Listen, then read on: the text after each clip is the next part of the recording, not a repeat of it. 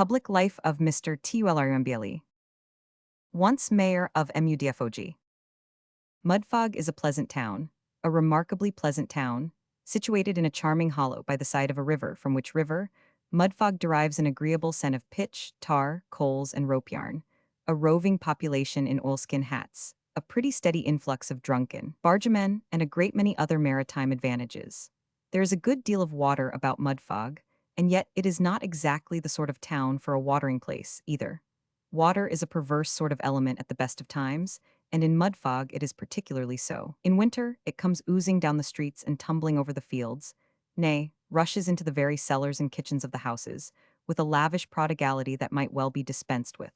But in the hot summer, whether it will dry up and turn green, and although green is a very good color in its way, especially in grass, still it certainly is not becoming to water, and it cannot be denied that the beauty of Mudfog is rather impaired, even by this trifling circumstance. Mudfog is a healthy place, very healthy. Damp perhaps, but none the worse for that. It's quite a mistake to suppose that damp is unwholesome. Plants thrive best in damp situations, and why shouldn't men? The inhabitants of Mudfog are unanimous in asserting that there exists not a finer race of people on the face of the earth. Here we have an indisputable and veracious contradiction of the vulgar error at once. So, admitting Mudfog to be damp, we distinctly state that it is salubrious. The town of Mudfog is extremely picturesque. Limehouse and Ratcliffe Highway are both something like it, but they give you a very faint idea of Mudfog. There are a great many more public houses in Mudfog, more than in Ratcliffe Highway and Limehouse put together. The public buildings, too, are very imposing. We consider the town hall one of the finest specimens of shed architecture, extant. It is a combination of the pigsty and tea garden box orders, and the simplicity of its design is of surpassing beauty. The idea of placing a large window on one side of the door and a small one on the other is particularly happy. There is a fine old Doric beauty, too, about the padlock and scraper, which is strictly in keeping with the general effect. In this room do the mayor and corporation of Mudfog assemble together in solemn council for the public weal. Seated on the massive wooden benches, which, with the table in the center, form the only furniture of the whitewashed apartment, the sage men of Mudfog spend hour after hour in grave deliberation. Here they settle at what hour of the night the public houses shall be closed, at what hour of the morning they shall be permitted to open, how soon it shall be lawful for people to eat their dinner on church days, and other great political questions. And sometimes, long after silence has fallen on the town, and the distant lights from the shops and houses have ceased to twinkle like far-off stars to the sight of the boatmen on the river, the illumination in the two unequal-sized windows of the town hall warns the inhabitants of Mudfog that its little body of legislators, like a larger and better-known body of the same genus, a great deal more noisy, and not a whit more profound, are patriotically dozing away in company, far into the night, for their country's good. Among this knot of sage and learned men, no one was so eminently distinguished during many years for the quiet modesty of his appearance and demeanor as Nicholas Tulrumble, the well-known coal dealer. However exciting the subject of discussion, however animated the tone of the debate, or however warm the personalities exchanged, and even in Mudfog we get personal sometimes, Nicholas Tulrumble was always the same. To say truth, Nicholas, being an industrious man, and always up betimes, was apt to fall asleep when a debate began, and to remain asleep till it was over, when he would wake up very much refreshed and give his vote with the greatest complacency. The fact was that Nicholas Tulrumble, knowing that everybody there had made up his mind beforehand, considered the talking as just a long botheration about nothing at all. And to the present hour it remains a question, whether, on this point at all events, Nicholas Tulrumble was not pretty near right. Time, which strews a man's head with silver, sometimes fills his pockets with gold. As he gradually performed one good office for Nicholas Tulrumble, he was obliging enough not to omit the other. Nicholas began life in a wooden tenement of 4 feet square, with a capital of 2 and 9pence, and a stock in trade of 3 bushels and a half of coals, exclusive of the large lump which hung, by way of signboard, outside. Then he enlarged the shed and kept a truck. Then he left the shed and the truck too, and started a donkey and a Mrs. Tulrumble. Then he moved again and set up a cart. The cart was soon afterwards exchanged for a wagon, and so he went on like his great predecessor Whittington, only without a cat for a partner, increasing in wealth and fame until at last he gave up business altogether and retired with Mrs. Tulrumble and family to Mudfog Hall, which he had himself erected, on something which he attempted to delude himself into the belief was a hill, about a quarter of a mile distant from the town of Mudfog. About this time, it began to be murmured in Mudfog that Nicholas Tulrumble was growing vain and haughty, that prosperity and success had corrupted the simplicity of his manners and tainted the natural goodness of his heart. In short, that he was setting up for a public character and a great gentleman, and affected to look down upon his old companions with compassion and contempt. Whether these reports were at the time well founded or not, certain it is that Mrs. Tulrumble very shortly afterwards started a four-wheel chaise, driven by a tall postilion in a yellow cap, that Mr. Tulrumble Jr. took to smoking cigars, and calling the footman a feller, and that Mr. Tulrumble from that time forth was no more seen in his old seat in the chimney corner of the Lighterman's Arms at night. This looked bad, but more than this, it began to be observed that Mr. Nicholas Tulrumble attended the corporation meetings more frequently than heretofore, and he no longer went to sleep as he had done for so many years, but propped his eyelids open with his two forefingers, that he read the newspapers by himself at home, and that he was in the habit of indulging abroad in distant and mysterious allusions to masses of people, and the property of the country, and productive power, and the moneyed interest, all of which denoted and proved that Nicholas Tulrumble was either mad or worse, and it puzzled the good people of Mudfog amazingly. At length, about the middle of the month of October, Mr. Tulrumble and family went up to London, the middle of October being, as Mrs. Tulrumble informed her acquaintance in Mudfog, the very height of the fashionable season. Somehow or other, just about this time, despite the health-preserving air of Mudfog, the mayor died. It was a most extraordinary circumstance. He had lived in Mudfog for 85 years. The corporation didn't understand it at all. Indeed, it was with great difficulty that one old gentleman, who was a great stickler for forms, was dissuaded from proposing a vote of censure on such unaccountable conduct. Strange as it was, however, die he did, without taking the slightest notice of the corporation, and the corporation were imperatively called upon to elect his successor. So, they met for the purpose, and being very full of Nicholas Tulrumble just then, and Nicholas Tulrumble being a very important man, they elected him, and rode off to London by the very next post to acquaint Nicholas Tulrumble with his new elevation. Now, it being November time, and Mr. Nicholas Tulrumble being in the capital, it fell out that he was present at the Lord Mayor's show and dinner, at sight of the glory and splendor whereof he, Mr. Tulrumble, was greatly mortified, inasmuch as the reflection would force itself on his mind, that, had he been born in London instead of in Mudfog, he might have been a Lord Mayor too, and have patronized the judges, and been affable to the Lord Chancellor, and friendly with the Premier, and coldly condescending to the Secretary to the Treasury, and have dined with a flag behind his back, and done a great many other acts and deeds which unto Lord Mayors of London peculiarly appertain. The more he thought of the Lord Mayor, the more enviable a personage he seemed. To be a king was all very well, but what was the king to the Lord Mayor? When the king made a speech, everybody knew it was somebody else's writing, whereas here was the Lord Mayor, talking away for half an hour all out of his own head, amidst the enthusiastic applause of the whole company, while it was notorious that the king might talk to his parliament till he was black in the face without getting so much as a single cheer. As all these reflections passed through the mind of Mr. Nicholas Tulrumble, the Lord Mayor of London appeared to him the greatest sovereign on the face of the earth, beating the Emperor of Russia all to nothing, and leaving the great Mogul immeasurably behind. Mr. Nicholas Tulrumble was pondering over these things, and inwardly cursing the fate which had pitched his coal-shed in Mudfog, when the letter of the corporation was put into his hand. A crimson flush mantled over his face as he read it, for visions of brightness were already dancing before his imagination. "My dear," said Mr. Tulrumble to his wife, "they have elected me Mayor of Mudfog." "Laura Mussy," said Mrs. Tulrumble, "why, what's become of old Sniggs?"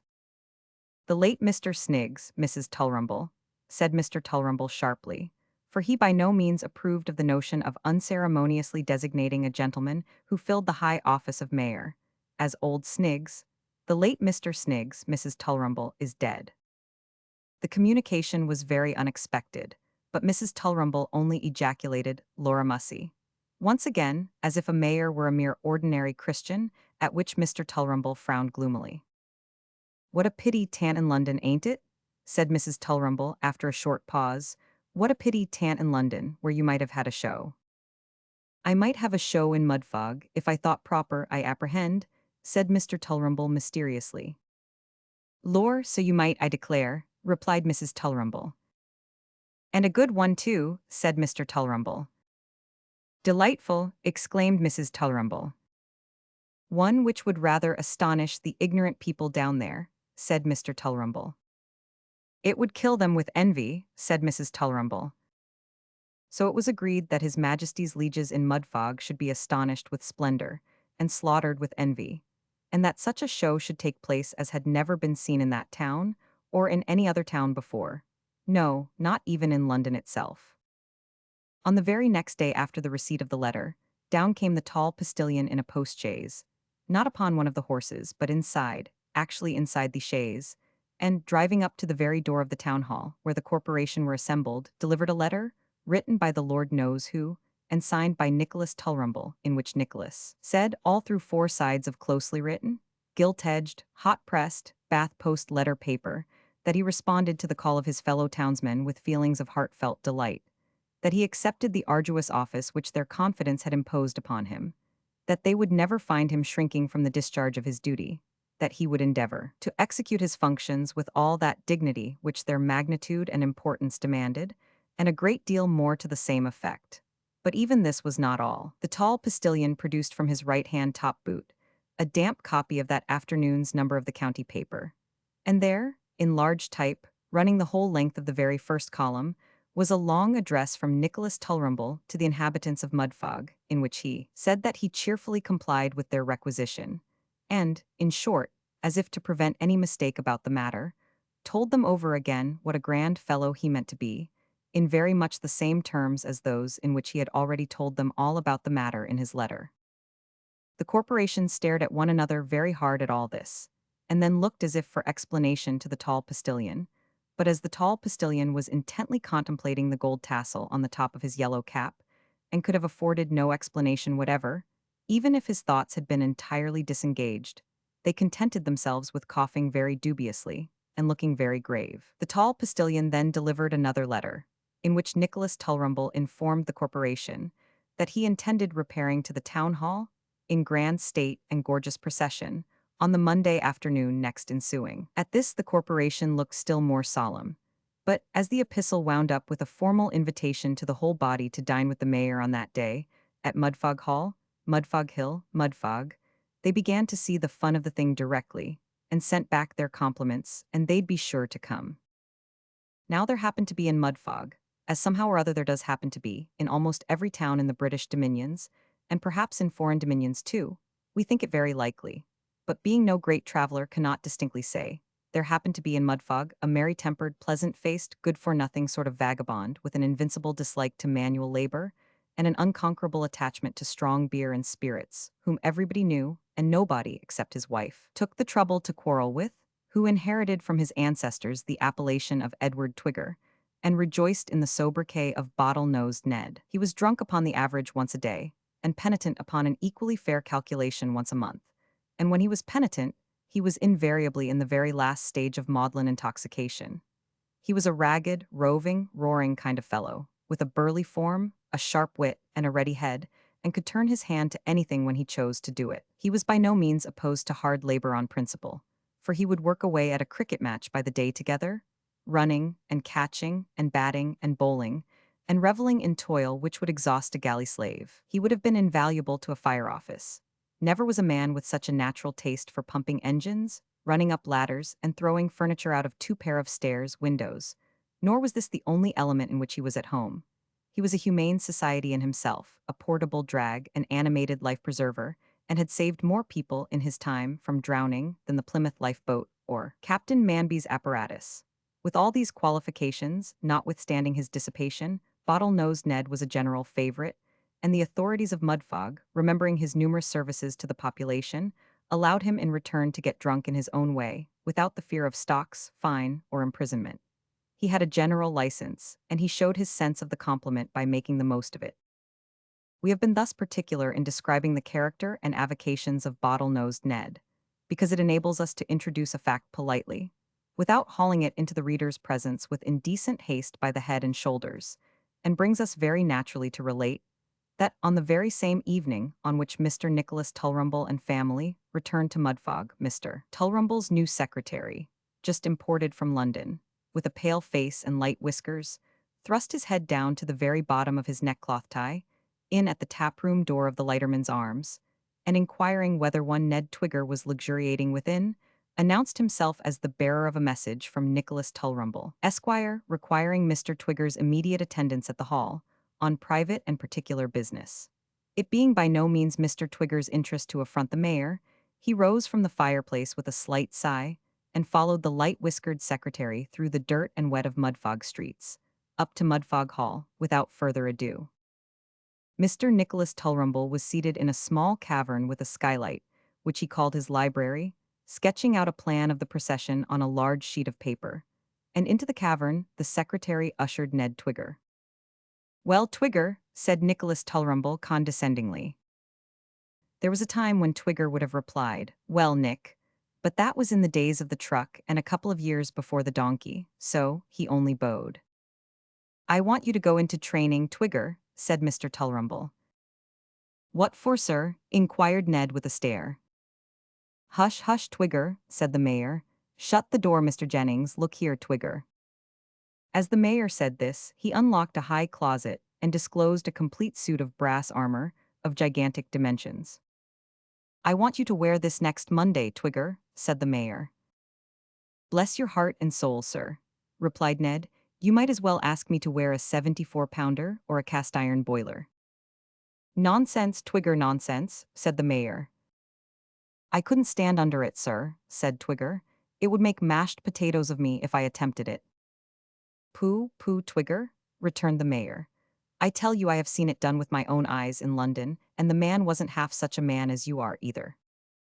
"I should as soon have thought of a man's wearing the case of an 8-day clock to save his linen," said Twigger, casting a look of apprehension at the brass suit. "It's the easiest thing in the world," rejoined the mayor. "It's nothing," said Mr. Jennings. "When you're used to it," added Ned. "You do it by degrees," said the mayor. "You would begin with one piece tomorrow and two the next day, and so on till you had got it all on. Mr. Jennings, give Twigger a glass of rum. Just try the breastplate, Twigger. Stay, take another glass of rum first. Help me to lift it, Mr. Jennings. Stand firm, Twigger. There. It isn't half as heavy as it looks, is it?" Twigger was a good, strong, stout fellow. So, after a great deal of staggering, he managed to keep himself up under the breastplate, and even contrived, with the aid of another glass of rum, to walk about in it, and the gauntlets into the bargain. He made a trial of the helmet, but was not equally successful, inasmuch as he tipped over instantly, an accident which Mr. Tulrumble clearly demonstrated to be occasioned by his not having a counteracting weight of brass on his legs. "Now wear that with grace and propriety on Monday next," said Tulrumble, "and I'll make your fortune." "I'll try what I can do, sir," said Twigger. "It must be kept a profound secret," said Tulrumble. "Of course, sir," replied Twigger. "And you must be sober," said Tulrumble. "Perfectly sober." Mr. Twigger at once solemnly pledged himself to be as sober as a judge, and Nicholas Tulrumble was satisfied, although, had we been Nicholas, we should certainly have exacted some promise of a more specific nature. Inasmuch as, having attended the Mudfog Assizes in the evening more than once, we can solemnly testify to having seen judges with very strong symptoms of dinner under their wigs. However, that's neither here nor there. The next day and the day following, and the day after that, Ned Twigger was securely locked up in the small cavern with the skylight, hard at work at the armor. With every additional piece he could manage to stand upright in, he had an additional glass of rum, and at last, after many partial suffocations, he contrived to get on the whole suit, and to stagger up and down the room in it, like an intoxicated effigy from Westminster Abbey. Never was man so delighted as Nicholas Tulrumble, never was woman so charmed as Nicholas Tulrumble's wife. Here was a sight for the common people of Mudfog, a live man in brass armor. Why, they would go wild with wonder. The Monday, arrived. If the morning had been made to order, it couldn't have been better adapted to the purpose. They never showed a better fog in London on Lord Mayor's Day than enwrapped the town of Mudfog on that eventful occasion. It had risen slowly and surely from the green and stagnant water with the first light of morning, until it reached a little above the lamp-post tops. And there it had stopped, with a sleepy, sluggish obstinacy, which bade defiance to the sun, who had got up very bloodshot about the eyes, as if he had been at a drinking party overnight and was doing his day's work with the worst possible grace. The thick damp mist hung over the town like a huge gauze curtain. All was dim and dismal. The church steeples had been a temporary adieu to the world below, and every object of lesser importance, houses, barns, hedges, trees, and barges, had all taken the veil. The church clock struck 1. A cracked trumpet from the front garden of Mudfog Hall produced a feeble flourish, as if some asthmatic person had coughed into it accidentally. The gate flew open, and out came a gentleman, on a moist sugar-colored charger, intended to represent a herald but bearing a much stronger resemblance to a court card on horseback. This was one of the circus people, who always came down to Mudfog at that time of the year, and who had been engaged by Nicholas Tulrumble expressly for the occasion. There was the horse, whisking his tail about, balancing himself on his hind legs, and flourishing away with his 4 feet, in a manner which would have gone to the hearts and souls of any reasonable crowd. But a Mudfog crowd never was a reasonable one, and in all probability never will be. Instead of scattering the very fog with their shouts, as they ought most indubitably to have done, and were fully intended to do, by Nicholas Tulrumble, they no sooner recognized the herald, than they began to growl forth the most unqualified disapprobation at the bare notion of his riding like any other man. If he had come out on his head indeed, or jumping through a hoop, or flying through a red-hot drum, or even standing on one leg with his other foot in his mouth, they might have had something to say to him. But for a professional gentleman to sit astride in the saddle, with his feet in the stirrups, was rather too good a joke. So the herald was a decided failure, and the crowd hooted with great energy, as he pranced ingloriously away. On the procession came, we are afraid to say how many supernumeraries there were, in striped shirts and black velvet caps, to imitate the London watermen, or how many base imitations of running footmen, or how many banners which, owing to the heaviness of the atmosphere, could by no means be prevailed on to display their inscriptions. Still less do we feel disposed to relate how the men who played the wind instruments, looking up into the sky, we mean the fog, with musical fervor, walked through pools of water and hillocks of mud till they covered the powdered heads of the running footmen aforesaid with splashes that looked curious but not ornamental, or how the barrel organ performer put on the wrong stop and played one tune while the band played another, or how the horses, being used to the arena and not to the streets, would stand still and dance, instead of going on and prancing. All of which are matters which might be dilated upon to great advantage, but which we have not the least intention of dilating upon, notwithstanding.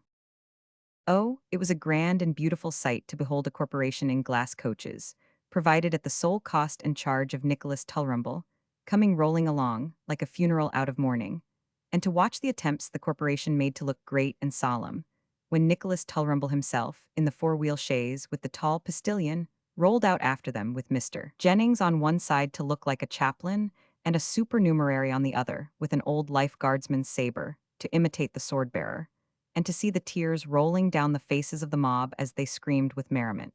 This was beautiful, and so was the appearance of Mrs. Tulrumble and Son, as they bowed with grave dignity out of their coach window to all the dirty faces that were laughing around them. But it is not even with this that we have to do, but with the sudden stopping of the procession at another blast of the trumpet, whereat and whereupon a profound silence ensued, and all eyes were turned towards Mudfog Hall, in the confident anticipation of some new wonder. "They won't laugh now, Mr. Jennings," said Nicholas Tulrumble. "I think not, sir," said Mr. Jennings. "See how eager they look," said Nicholas Tulrumble. "Aha, the laugh will be on our side now, eh, Mr. Jennings?" "No doubt of that, sir," replied Mr. Jennings, and Nicholas Tulrumble, in a state of pleasurable excitement, stood up in the four-wheel chaise and telegraphed gratification to the mayoress behind. While all this was going forward, Ned Twigger had descended into the kitchen of Mudfog Hall for the purpose of indulging the servants with a private view of the curiosity that was to burst upon the town. And, somehow or other, the footman was so companionable, and the housemaid so kind, and the cook so friendly, that he could not resist the offer of the first mentioned to sit down and take something, just to drink success to master in. So, down Ned Twigger sat himself in his brass livery on the top of the kitchen table, and in a mug of something strong, paid for by the unconscious Nicholas Tulrumble, and provided by the companionable footman, drank success to the mayor and his procession. And, as Ned laid by his helmet to imbibe the something strong, the companionable footman put it on his own head, to the immeasurable and unrecordable delight of the cook and housemaid. The companionable footman was very facetious to Ned, and Ned was very gallant to the cook and housemaid by turns. They were all very cozy and comfortable, and the something strong went briskly round. At last Ned Twigger was loudly called for by the procession people, And having had his helmet fixed on in a very complicated manner by the companionable footman, and the kind housemaid, and the friendly cook, he walked gravely forth and appeared before the multitude. The crowd roared. It was not with wonder, it was not with surprise, it was most decidedly and unquestionably with laughter. "What?" said Mr. Tulrumble, starting up in the four-wheel chaise. "Laughing? If they laugh at a man in real brass armor, they'd laugh when their own fathers were dying. Why doesn't he go into his place, Mr. Jennings? What's he rolling down towards us for? He has no business here." "I am afraid, sir," faltered Mr. Jennings. "Afraid of what, sir?" said Nicholas Tulrumble, looking up into the secretary's face. "I am afraid he's drunk, sir," replied Mr. Jennings.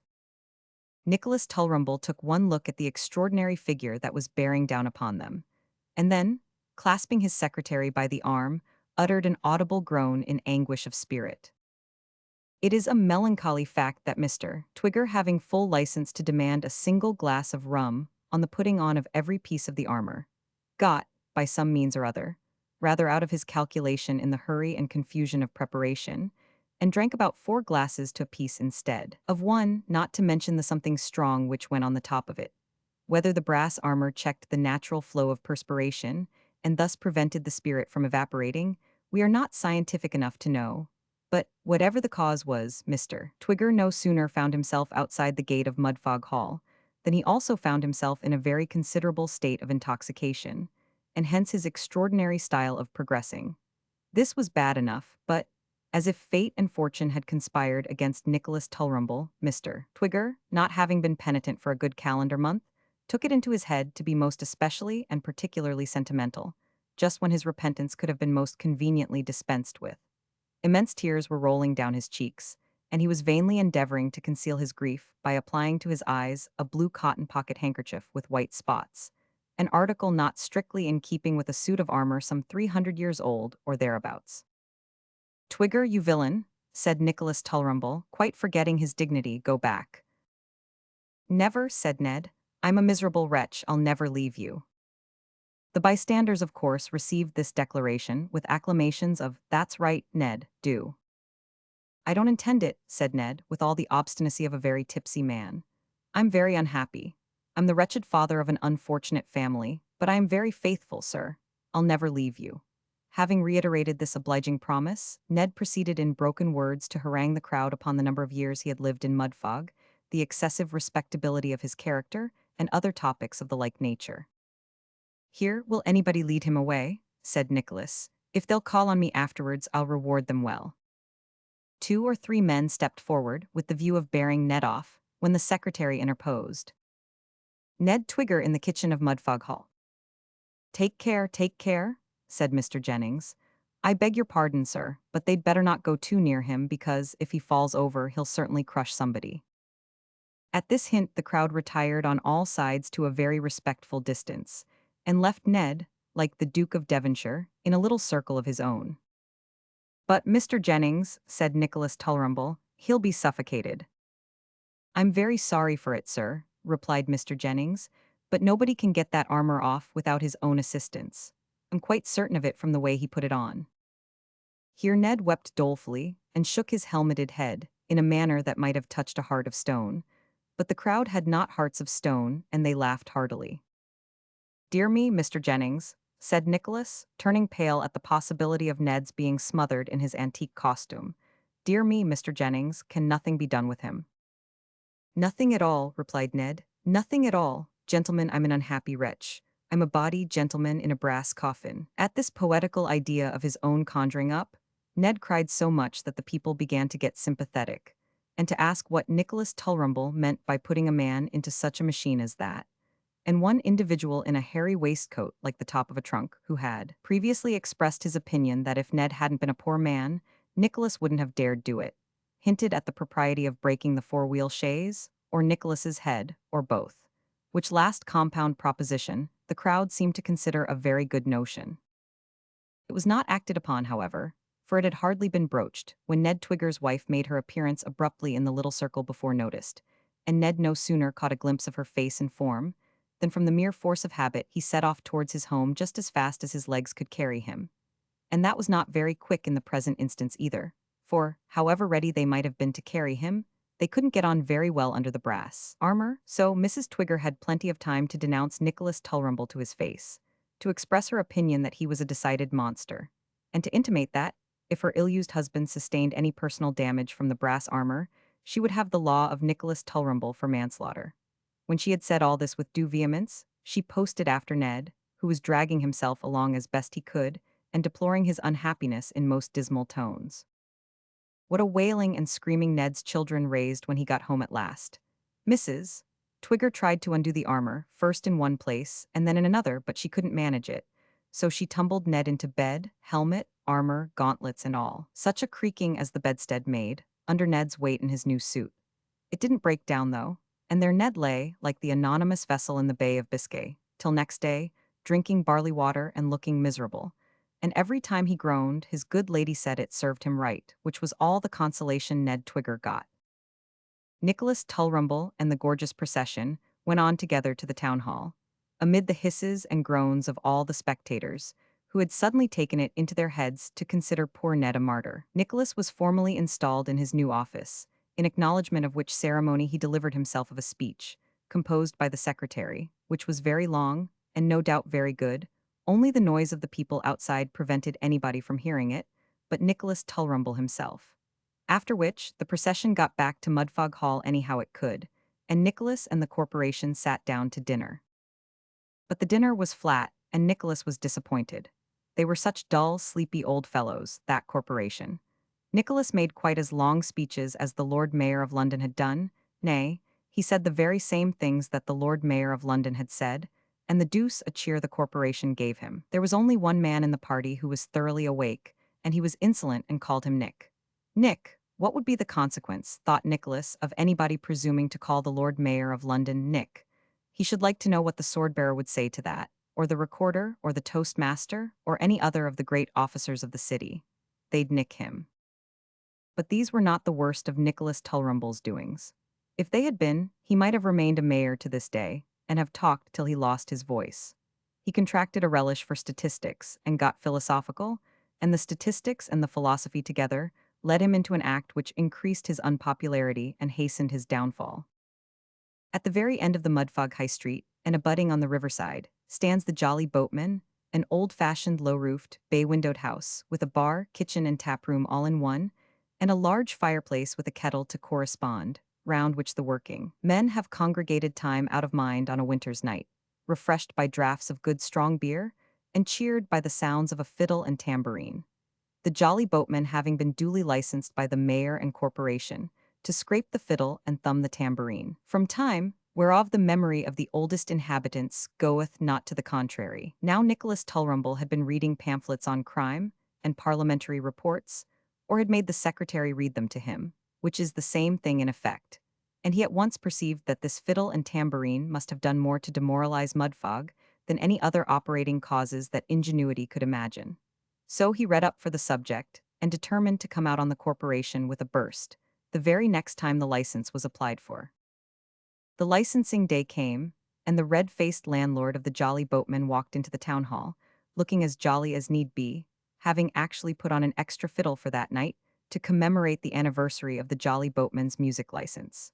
It was applied for in due form, and was just about to be granted as a matter of course, when up rose Nicholas Tulrumble, and drowned the astonished corporation in a torrent of eloquence. He descanted in glowing terms upon the increasing depravity of his native town of Mudfog, and the excesses committed by its population. Then he related how shocked he had been to see barrels of beer sliding down into the cellar of the Jolly Boatman week after week, and how he had sat at a window opposite the Jolly Boatman for 2 days together, to count the people who went in for beer between the hours of 12 and 1 o'clock alone, which, by the by, was the time at which the great majority of the Mudfog people dined. Then he went on to state how the number of people who came out with beer jugs averaged 21 in 5 minutes, which, being multiplied by 12, gave 252 people with beer jugs in an hour, and multiplied again by 15, the number of hours during which the house was open daily, yielded 3,780 people with beer jugs per day, or 26,460 people with beer jugs per week. Then he proceeded to show that a tambourine and moral degradation were synonymous terms, and a fiddle and vicious propensities wholly inseparable. All these arguments he strengthened and demonstrated by frequent references to a large book with a blue cover and sundry quotations from the Middlesex magistrates. And in the end, the corporation, who were posed with the figures and sleepy with the speech, and sadly in want of dinner into the bargain, yielded the palm to Nicholas Tulrumble, and refused the music license to the jolly boatman. But although Nicholas triumphed, his triumph was short. He carried on the war against beer jugs and fiddles, forgetting the time when he was glad to drink out of the one, and to dance to the other till the people hated and his old friends shunned him. He grew tired of the lonely magnificence of Mudfog Hall, and his heart yearned towards the lighterman's arms. He wished he had never set up as a public man, and sighed for the good old times of the coal shop and the chimney corner. At length old Nicholas, being thoroughly miserable, took heart of grace, paid the secretary a quarter's wages in advance, and packed him off to London by the next coach. Having taken this step, he put his hat on his head and his pride in his pocket and walked down to the old room at the Lighterman's Arms. There were only two of the old fellows there, and they looked coldly on Nicholas as he proffered his hand. "Are you going to put down pipes, Mr. Tulrumble?" said one. "Or trace the progress of crime to bacca?" growled another. "Neither," replied Nicholas Tulrumble, shaking hands with them both, whether they would or not. "I've come down to say that I'm very sorry for having made a fool of myself, and that I hope you'll give me up the old chair again." The old fellows opened their eyes, and 3 or 4 more old fellows opened the door, to whom Nicholas, with tears in his eyes, thrust out his hand too, and told the same story. They raised a shout of joy that made the bells in the ancient church tower vibrate again, and wheeling the old chair into the warm corner, thrust old Nicholas down into it, and ordered in the very largest sized bowl of hot punch with an unlimited number of pipes directly. The next day, the jolly boatman got the license, and the next night, old Nicholas and Ned Twigger's wife led off a dance to the music of the fiddle and tambourine, the tone of which seemed mightily improved by a little rest, for they never had played so merrily before. Ned Twigger was in the very height of his glory, and he danced hornpipes, and balanced chairs on his chin and straws on his nose, till the whole company, including the corporation, were in raptures of admiration at the brilliancy of his acquirements. Mr. Tulrumble, Jr., couldn't make up his mind to be anything but magnificent, so he went up to London and drew bills on his father. And when he had overdrawn and got into debt, he grew penitent and came home again. As to old Nicholas, he kept his word, and having had 6 weeks of public life, never tried it any more. He went to sleep in the town hall at the very next meeting, and, in full proof of his sincerity, has requested us to write this faithful narrative. We wish it could have the effect of reminding the Tulrumbles of another sphere, that puffed-up conceit is not dignity, and that snarling at the little pleasures they were once glad to enjoy, because they would rather forget the times when they were of lower station, renders them objects of contempt and ridicule. This is the first time we have published any of our gleanings from this particular source. Perhaps, at some future period, we may venture to open the Chronicles of Mudfog. p. 513, full report of the first meeting of the Mudfog Association. 4. The advancement of everything. We have made the most unparalleled and extraordinary exertions to place before our readers a complete and accurate account of the proceedings at the late grand meeting of the Mudfog Association, holden in the town of Mudfog. It affords us great happiness to lay the result before them in the shape of various communications received from our able, talented, and graphic correspondent, expressly sent down for the purpose, who has immortalized us, himself, Mudfog, and the association, all at one and the same time. We have been, indeed, for some days unable to determine who will transmit the greatest name to posterity. Ourselves, who sent our correspondent down, our correspondent, who wrote an account of the matter, or the association, who gave our correspondent something to write about. We rather incline to the opinion that we are the greatest man of the party, inasmuch as the notion of an exclusive and authentic report originated with us. This may be prejudice. It may arise from a prepossession on our part in our own favor. Be it so. We have no doubt that every gentleman concerned in this mighty assemblage is troubled with the same complaint in a greater or less degree. And it is a consolation to us to know that we have at least this feeling in common with the great scientific stars, the brilliant and extraordinary luminaries, whose speculations we record. We give our correspondents' letters in the order in which they reached us. Any attempt at amalgamating them into one beautiful whole would only destroy that glowing tone, that dash of wildness and rich vein of picturesque interest which pervade them throughout. Mudfog, Monday night, 7 o'clock. We are in a state of great excitement here. Nothing is spoken of but the approaching meeting of the association. The indoors are thronged with waiters anxiously looking for the expected arrivals, and the numerous bills which are wafered up in the windows of private houses, intimating that there are beds to let within, give the streets a very animated and cheerful appearance, the wafers being of a great variety of colors, and the monotony of printed inscriptions being relieved by every possible size and style of handwriting. It is confidently rumored that Professors Snore, Doze, and Wheezy have engaged 3 beds and a sitting room at the Pig and Tinderbox. I give you the rumor as it has reached me, but I cannot, as yet, vouch for its accuracy. The moment I have been enabled to obtain any certain information upon this interesting point, you may depend upon receiving it. 7:30. I have just returned from a personal interview with the landlord of the Pig and Tinderbox. He speaks confidently of the probability of Professors Snore, Doze, and Wheezy taking up their residence at his house during the sitting of the association, but denies that the beds have been yet engaged, in which representation he is confirmed by the chambermaid, a girl of artless manners and interesting appearance. The Boots denies that it is at all likely that Professors Snore, Doze, and Wheezy will put up here, but I have reason to believe that this man has been suborned by the proprietor of the original Pig, which is the opposition hotel. Amidst such conflicting testimony, it is difficult to arrive at the real truth, but you may depend upon receiving authentic information upon this point the moment the fact is ascertained. The excitement still continues. A boy fell through the window of the pasture cook's shop at the corner of the High Street about half an hour ago, which has occasioned much confusion. The general impression is that it was an accident. Pray heaven it may prove so. Tuesday noon. At an early hour this morning, the bells of all the churches struck 7 o'clock, the effect of which, in the present lively state of the town, was extremely singular. While I was at breakfast, a yellow gig, drawn by a dark gray horse, with a patch of white over his right eyelid, proceeded at a rapid pace in the direction of the original Pig stables. It is currently reported that this gentleman has arrived here for the purpose of attending the association, and, from what I have heard, I consider it extremely probable, although nothing decisive is yet known regarding him. You may conceive the anxiety with which we are all looking forward to the arrival of the 4 o'clock coach this afternoon. Notwithstanding the excited state of the populace, no outrage has yet been committed, owing to the admirable discipline and discretion of the police, who are nowhere to be seen. A barrel organ is playing opposite my window, and groups of people, offering fish and vegetables for sale, parade the streets. With these exceptions, everything is quiet, and I trust will continue so. 5 o'clock. It is now ascertained, beyond all doubt, that Professors Snore, Doze, and Wheezy will not repair to the Pig and Tinderbox, but have actually engaged apartments at the original Pig. This intelligence is exclusive, and I leave you and your readers to draw their own inferences from it. Why Professor Wheezy, of all people in the world, should repair to the original Pig in preference to the Pig and Tinderbox, it is not easy to conceive.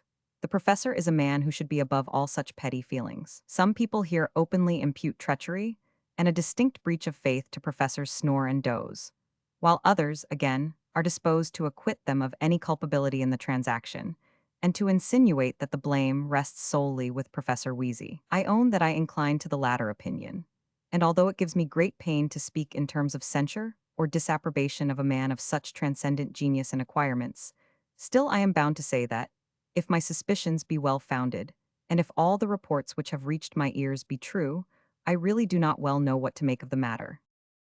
Mr. Slug, so celebrated for his statistical researches, arrived this afternoon by the 4 o'clock stage. His complexion is a dark purple, and he has a habit of sighing constantly. He looked extremely well and appeared in high health and spirits. Mr. Woodensconce also came down in the same conveyance. The distinguished gentleman was fast asleep on his arrival, and I am informed by the guard that he had been so the whole way. He was, no doubt, preparing for his approaching fatigues, but what gigantic visions must those be that flit through the brain of such a man when his body is in a state of torpidity? The influx of visitors increases every moment. I am told, I know not how truly, that 2 post-chaises have arrived at the original Pig within the last half hour, and I myself observed a wheelbarrow, containing 3 carpet bags and a bundle, entering the yard of the pig and tinderbox no longer ago than 5 minutes since. The people are still quietly pursuing their ordinary occupations, but there is a wildness in their eyes and an unwanted rigidity in the muscles of their countenances, which shows to the observant spectator that their expectations are strained to the very utmost pitch. I fear, unless some very extraordinary arrivals take place tonight, that consequences may arise from this popular ferment, which every man of sense and feeling would deplore. 20 minutes past 6. I have just heard that the boy who fell through the pasture cook's window last night has died of the fright. He was suddenly called upon to pay 3 and 6pence for the damage done, and his constitution, it seems, was not strong enough to bear up against the shock. The inquest, it is said, will be held tomorrow. 3/4 part 7. Professors Muff and Nogo have just driven up to the hotel door. They at once ordered dinner with great condescension. We are all very much delighted with the urbanity of their manners, and the ease with which they adapt themselves to the forms and ceremonies of ordinary life. Immediately on their arrival, they sent for the head waiter, and privately requested him to purchase a live dog, as cheap a one as he could meet with, and to send him up after dinner, with a pie board, a knife and fork, and a clean plate. It is conjectured that some experiments will be tried upon the dog tonight. If any particulars should transpire, I will forward them by express. 8:30. The animal has been procured. He is a pug dog, of rather intelligent appearance, in good condition, and with very short legs. He has been tied to a curtain peg in a dark room, and is howling dreadfully. 10 minutes to 9. The dog has just been rung for.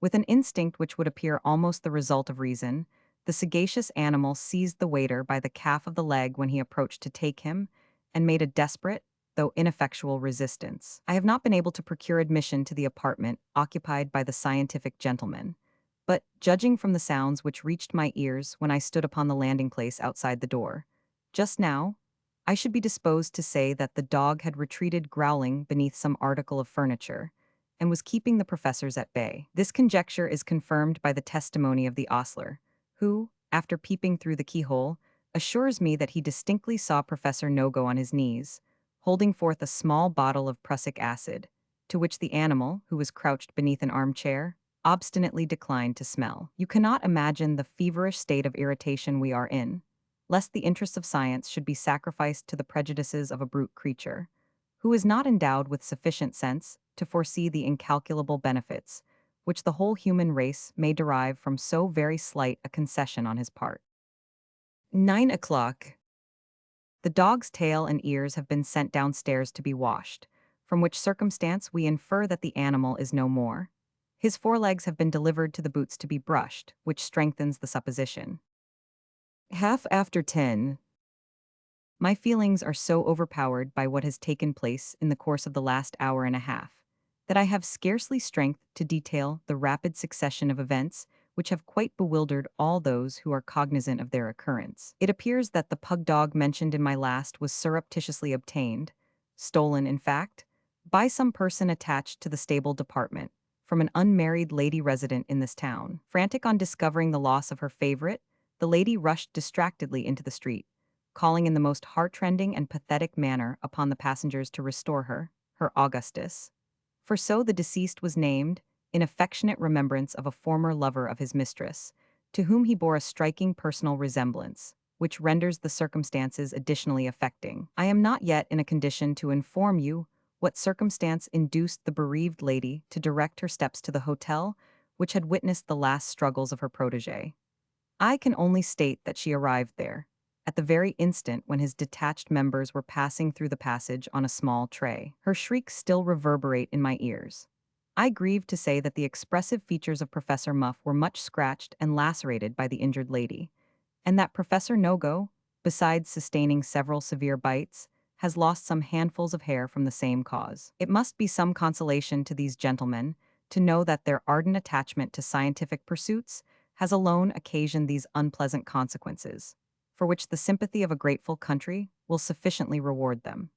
The unfortunate lady remains at the pig and tinderbox, and up to this time is reported in a very precarious state. I need scarcely tell you that this unlooked-for catastrophe has cast a damp and gloom upon us in the midst of our exhilaration, natural in any case, but greatly enhanced in this, by the amiable qualities of the deceased animal, who appears to have been much and deservedly respected by the whole of his acquaintance. 12 o'clock. I take the last opportunity, before sealing my parcel, to inform you that the boy who fell through the pasture cook's window is not dead, as was universally believed, but alive and well. The report appears to have had its origin in his mysterious disappearance. He was found half an hour since on the premises of a sweetstuff maker, where a raffle had been announced for a second-hand sealskin cap and a tambourine, and where, a sufficient number of members not having been obtained at first, he had patiently waited until the list was completed. This fortunate discovery has in some degree restored our gaiety and cheerfulness. It is proposed to get up a subscription for him without delay. Everybody is nervously anxious to see what tomorrow will bring forth. If anyone should arrive in the course of the night, I have left strict directions to be called immediately. I should have sat up, indeed, but the agitating events of this day have been too much for me. No news yet of either of the professors Snore, Doze, or Wheezy. It is very strange. Wednesday afternoon. All is now over, and, upon one point at least, I am at length enabled to set the minds of your readers at rest.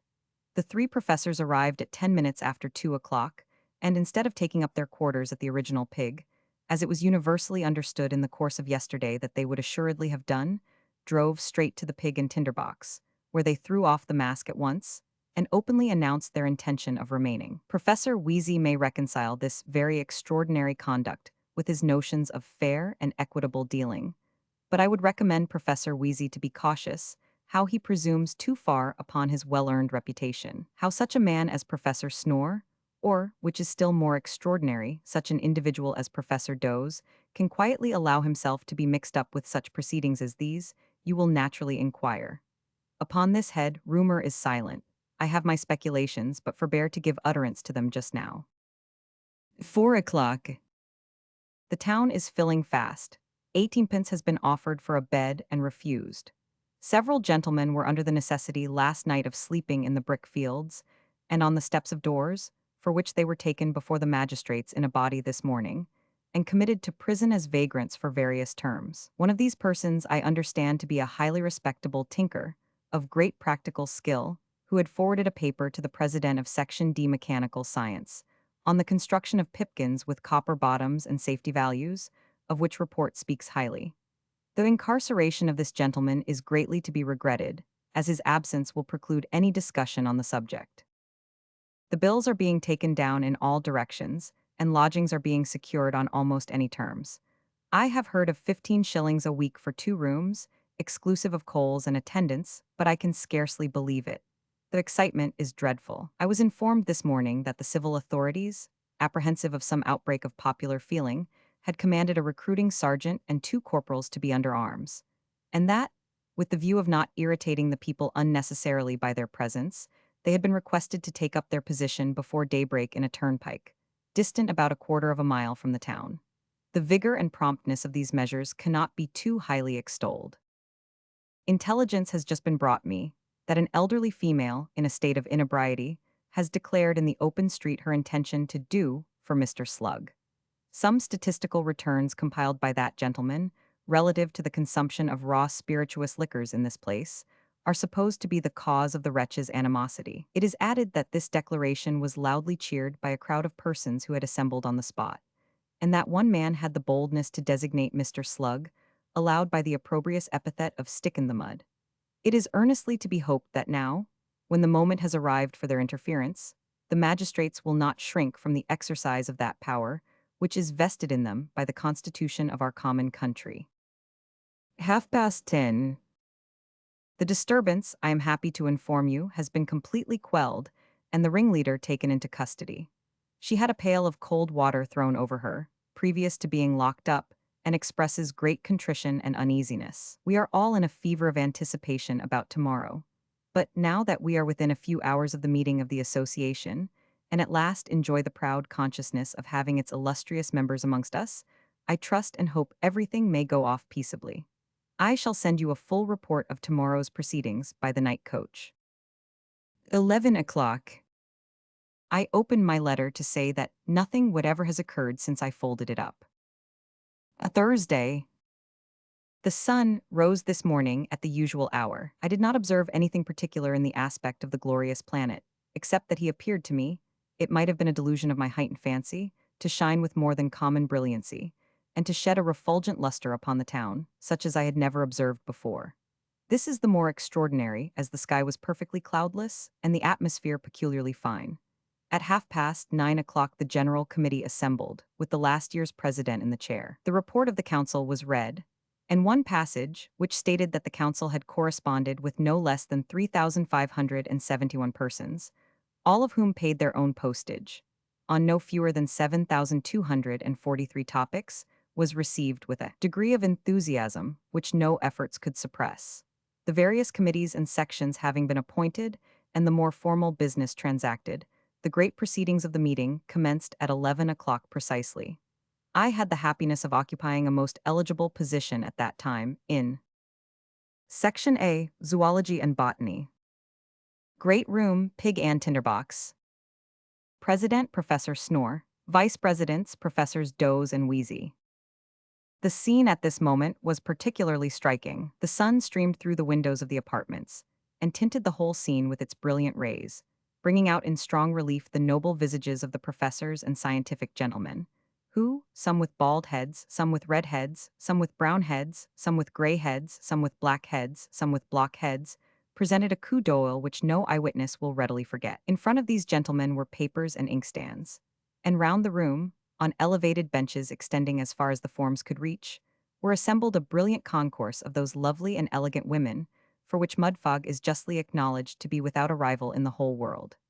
The contrast between their fair faces and the dark coats and trousers of the scientific gentlemen I shall never cease to remember while memory holds her seat.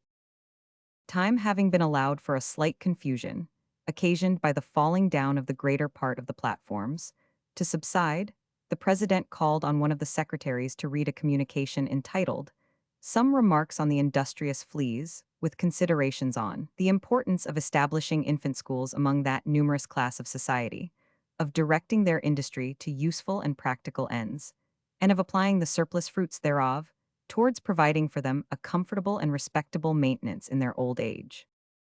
The author stated that, having long turned his attention to the moral and social condition of these interesting animals, he had been induced to visit an exhibition in Regent Street, London, commonly known by the designation of the industrious fleas.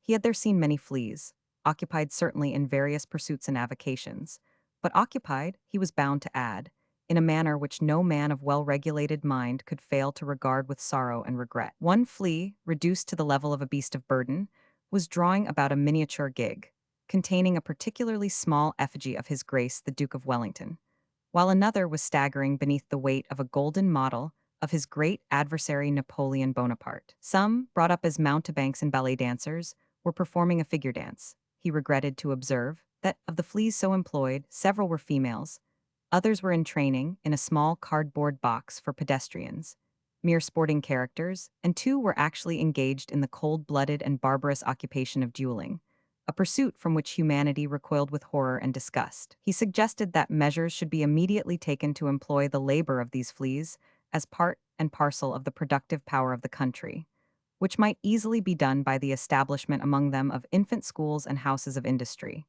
in which a system of virtuous education, based upon sound principles, should be observed, and moral precepts strictly inculcated. He proposed that every flea who presumed to exhibit, for hire, music, or dancing, or any species of theatrical entertainment, without a license, should be considered a vagabond and treated accordingly, in which respect he only placed him upon a level with the rest of mankind. He would further suggest that their labor should be placed under the control and regulation of the state, who should set apart from the profits a fund for the support of superannuated or disabled fleas, their widows and orphans. With this view, he proposed that liberal premiums should be offered for the three best designs for a general almshouse, from which, as insect architecture was well known to be in a very advanced and perfect state, we might possibly derive many valuable hints for the improvement of our metropolitan universities, national galleries, and other public edifices.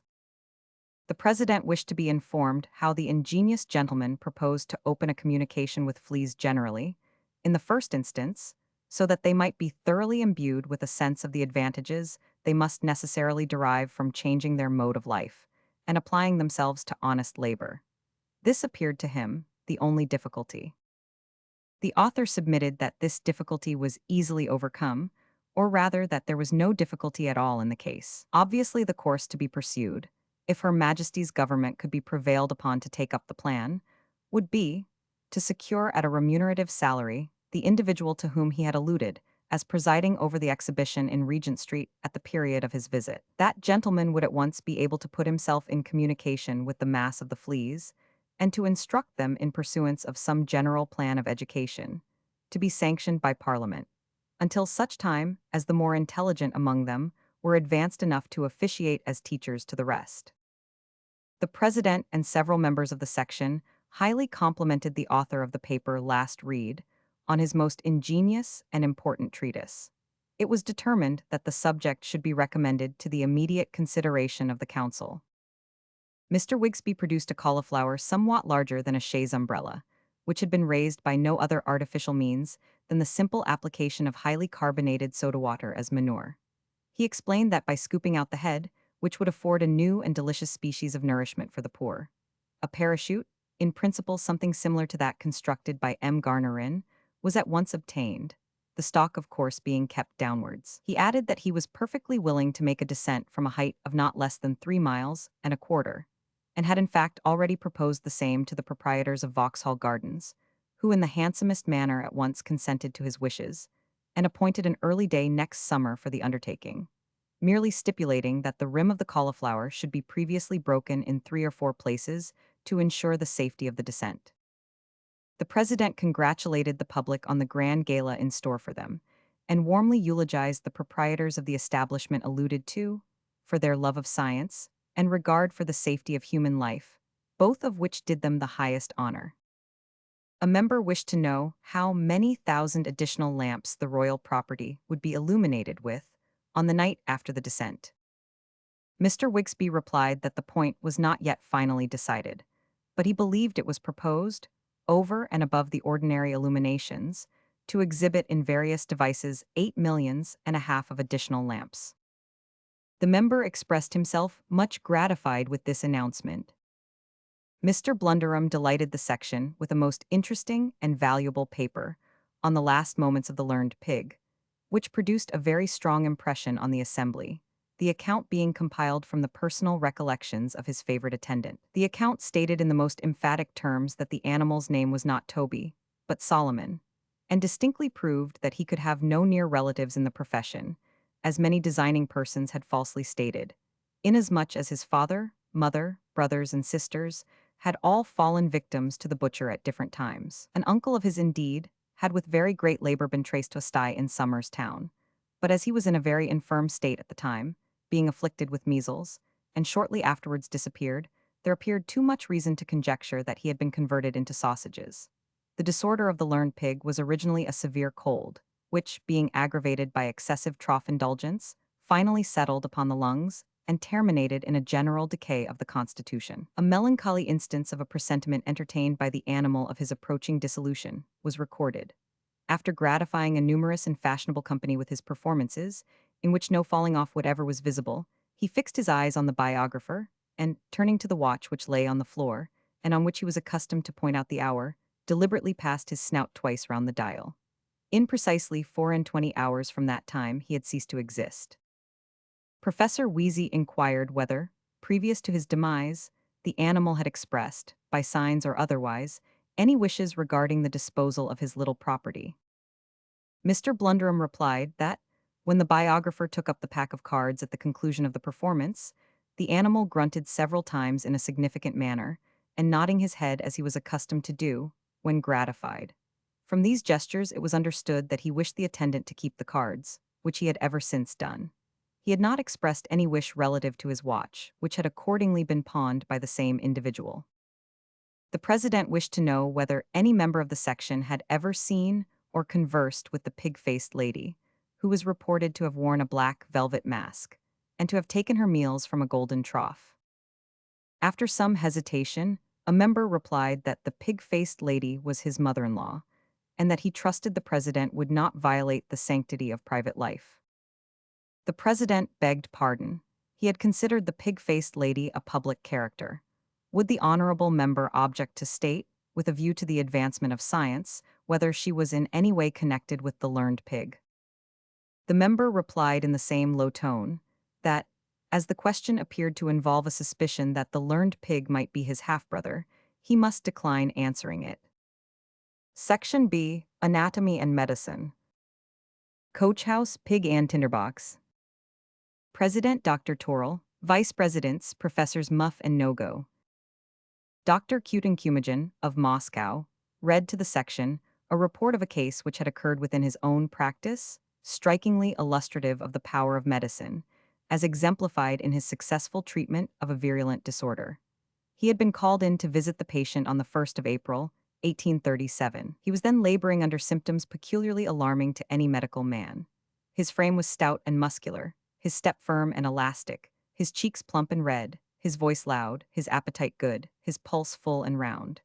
He was in the constant habit of eating 3 meals per diem, and of drinking at least 1 bottle of wine and 1 glass of spirituous liquors diluted with water, in the course of the 24 hours. He laughed constantly, and in so hearty a manner that it was terrible to hear him.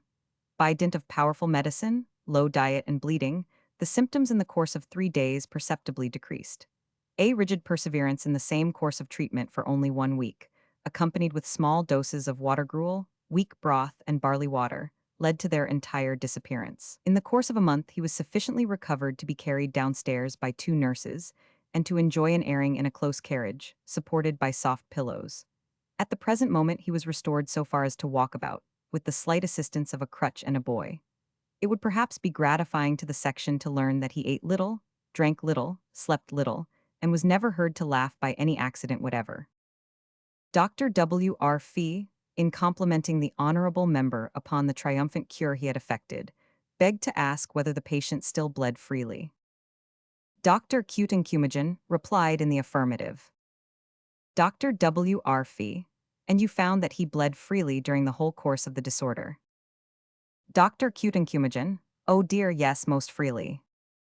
Dr. Nishatz supposed that if the patient had not submitted to be bled with great readiness and perseverance, so extraordinary a cure could never, in fact, have been accomplished. Dr. Kutenkumajan rejoined, certainly not. Mr. Knight Bell exhibited a wax preparation of the interior of a gentleman who in early life had inadvertently swallowed a door key. It was a curious fact that a medical student of dissipated habits, being present at the post-mortem examination, found means to escape unobserved from the room, with that portion of the coats of the stomach upon which an exact model of the instrument was distinctly impressed, with which he hastened to a locksmith of doubtful character, who made a new key from the pattern so shown to him. With this key, the medical student entered the house of the deceased gentleman and committed a burglary to a large amount, for which he was subsequently tried and executed. The president wished to know what became of the original key after the lapse of years. Mr. Knight Bell replied that the gentleman was always much accustomed to punch, and it was supposed the acid had gradually devoured it. Dr. Nishatz and several of the members were of opinion that the key must have lain very cold and heavy upon the gentleman's stomach. Mr. Knight Bell believed it did at first. It was worthy of remark, perhaps, that for some years the gentleman was troubled with a nightmare, under the influence of which he always imagined himself a wine-cellar door. Professor Muff related a very extraordinary and convincing proof of the wonderful efficacy of the system of infinitesimal doses, which the section were doubtless aware was based upon the theory that the very minutest amount of any given drug, properly dispersed through the human frame, would be productive of precisely the same result as a very large dose administered in the usual manner. Thus, the 40th part of a grain of calomel was supposed to be equal to a 5-grain calomel pill, and so on in proportion throughout the whole range of medicine. He had tried the experiment in a curious manner upon a publican who had been brought into the hospital with a broken head, and was cured upon the infinitesimal system in the incredibly short space of 3 months. This man was a hard drinker. He, Professor Muff, had dispersed 3 drops of rum through a bucket of water, and requested the man to drink the whole. What was the result? Before he had drunk a quart, he was in a state of beastly intoxication, and 5 other men were made dead drunk with the remainder. The president wished to know whether an infinitesimal dose of soda water would have recovered them. Professor Muff replied that the 25th part of a teaspoonful, properly administered to each patient, would have sobered him immediately. The president remarked that this was a most important discovery, and he hoped the Lord Mayor and Court of Aldermen would patronize it immediately. A member begged to be informed whether it would be possible to administer, say, the 20th part of a grain of bread and cheese to all grown-up paupers, and the 40th part to children, with the same satisfying effect as their present allowance. Professor Muff was willing to stake his professional reputation on the perfect adequacy of such a quantity of food to the support of human life in workhouses. The addition of the 15th part of a grain of pudding twice a week would render it a high diet. Professor Nogo called the attention of the section to a very extraordinary case of animal magnetism. A private watchman, being merely looked at by the operator from the opposite side of a wide street, was at once observed to be in a very drowsy and languid state. He was followed to his box, and being once slightly rubbed on the palms of the hands, fell into a sound sleep, in which he continued without intermission for 10 hours. Section C, Statistics. Hayloft, Original Pig. President, Mr. Woodensconce. Vice Presidents, Mr. Leadbrain and Mr. Timberd. Mr. Slug stated to the section the result of some calculations he had made with great difficulty and labor regarding the state of infant education among the middle classes of London. He found that, within a circle of 3 miles from the Elephant and Castle, the following were the names and numbers of children's books principally in circulation. Jack the Giant Killer, 7,943. Ditto and Beanstalk, 8,621. Ditto and 11 Brothers, 2,845. Ditto and J998. Toda, 407. He found that the proportion of Robinson Crusoes to Philip Quarles was as 4.5 to 1, and that the preponderance of Valentine and Orsons over Goody Two-Shoeses was as 3 1/8 of the former to 1/2 of the latter. A comparison of 7 champions with Simple Simons gave the same result. The ignorance that prevailed was lamentable. One child, on being asked whether he would rather be St. George of England or a respectable tallow chandler, instantly replied, "Taint George of Ingling." Another, a little boy of 8 years old, was found to be firmly impressed with a belief in the existence of dragons, and openly stated that it was his intention, when he grew up, to rush forth sword in hand for the deliverance of captive princesses and the promiscuous slaughter of giants. Not one child among the number interrogated had ever heard of Mungo Park, some inquiring whether he was at all connected with the black man that swept the crossing, and others whether he was in any way related to the Regent's Park. They had not the slightest conception of the commonest principles of mathematics, and considered Sinbad the Sailor the most enterprising voyager that the world had ever produced. A member strongly deprecating the use of all the other books mentioned, suggested that Jack and Jill might perhaps be exempted from the general censure, inasmuch as the hero and heroine, in the very outset of the tale, were depicted as going up a hill to fetch a pail of water, which was a laborious and useful occupation, supposing the family linen was being washed, for instance.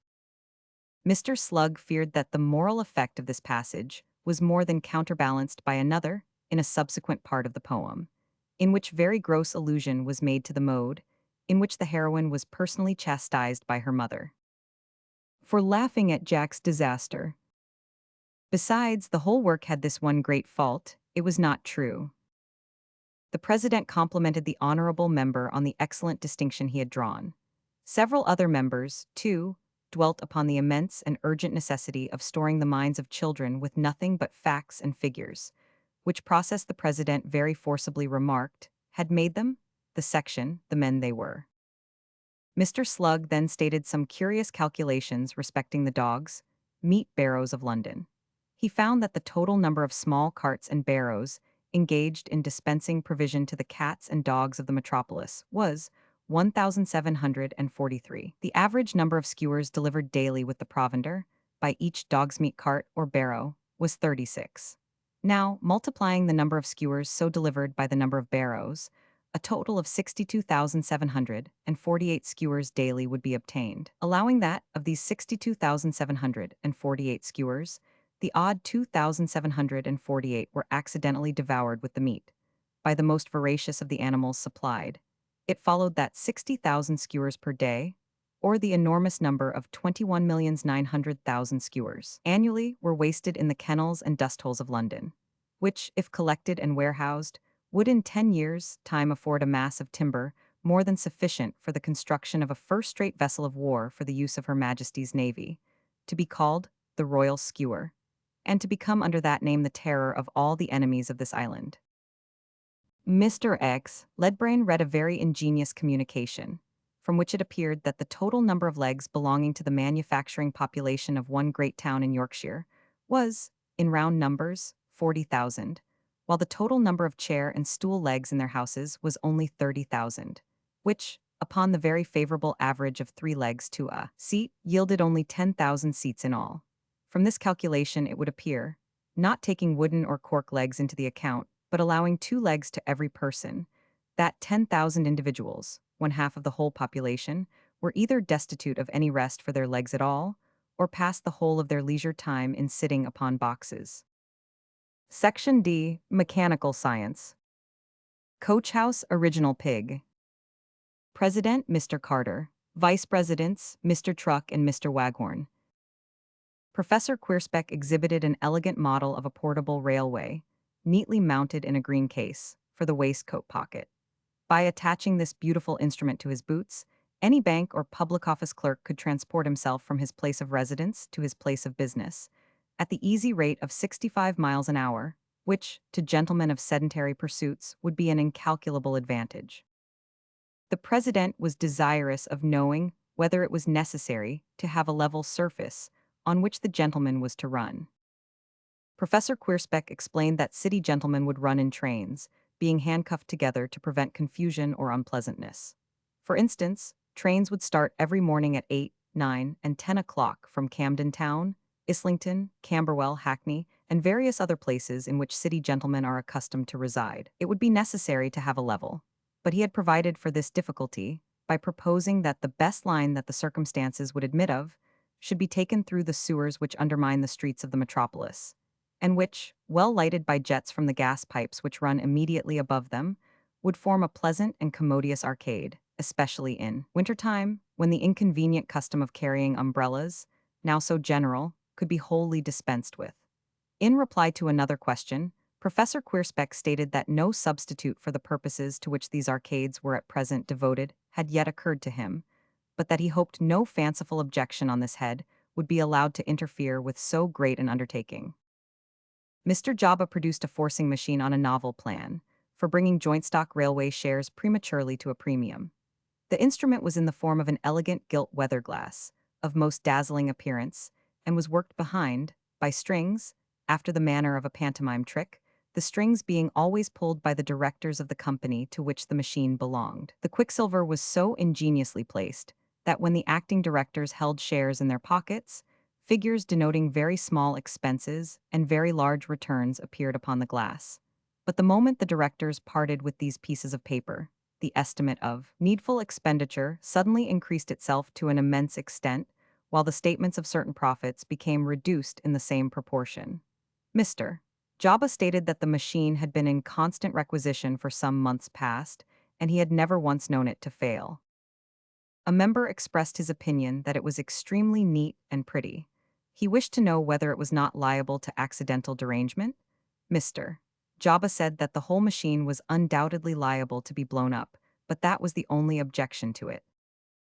Professor Nogo arrived from the anatomical section to exhibit a model of a safety fire escape, which could be fixed at any time, in less than half an hour, and by means of which the youngest or most infirm persons, successfully resisting the progress of the flames until it was quite ready, could be preserved if they merely balanced themselves for a few minutes on the sill of their bedroom window and got into the escape without falling into the street.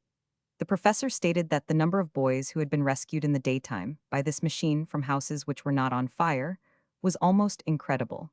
Not a conflagration had occurred in the whole of London for many months past to which the escape had not been carried on the very next day and put in action before a concourse of persons.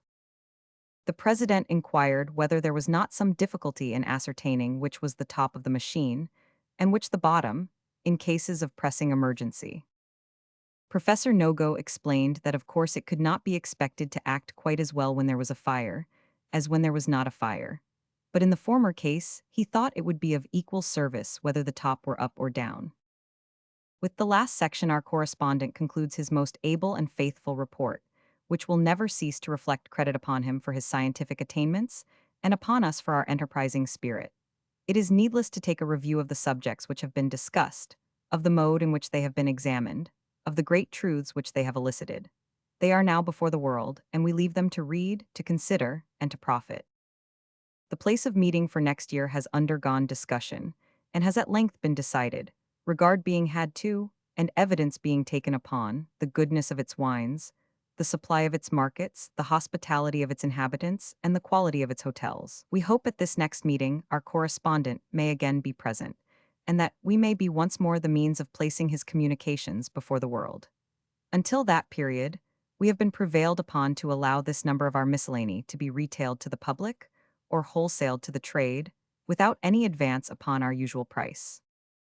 We have only to add that the committees are now broken up, and that Mudfog is once again restored to its accustomed tranquility, that professors and members have had balls and soirees and suppers and great mutual complimentations, and have at length dispersed to their several homes, whither all good wishes and joys attend them until next year. Signed Boz.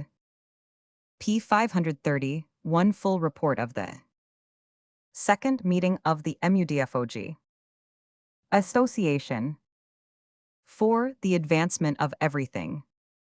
In October last, we did ourselves the immortal credit of recording, at an enormous expense, and by dint of exertions unparalleled in the history of periodical publication, the proceedings of the Mudfog Association for the advancement of everything, which in that month held its first great half-yearly meeting, to the wonder and delight of the whole empire. We announced at the conclusion of that extraordinary and most remarkable report that when the second meeting of the society should take place, we should be found again at our post, renewing our gigantic and spirited endeavors, and once more making the world ring with the accuracy, authenticity, immeasurable superiority, and intense remarkability of our account of its proceedings. In redemption of this pledge, we caused to be dispatched per steam to Oldcastle, at which place this second meeting of the society was held on the 20th instant, the same superhumanly endowed gentleman who furnished the former report, and who, gifted by nature with transcendent abilities, and furnished by us with a body of assistants scarcely inferior to himself,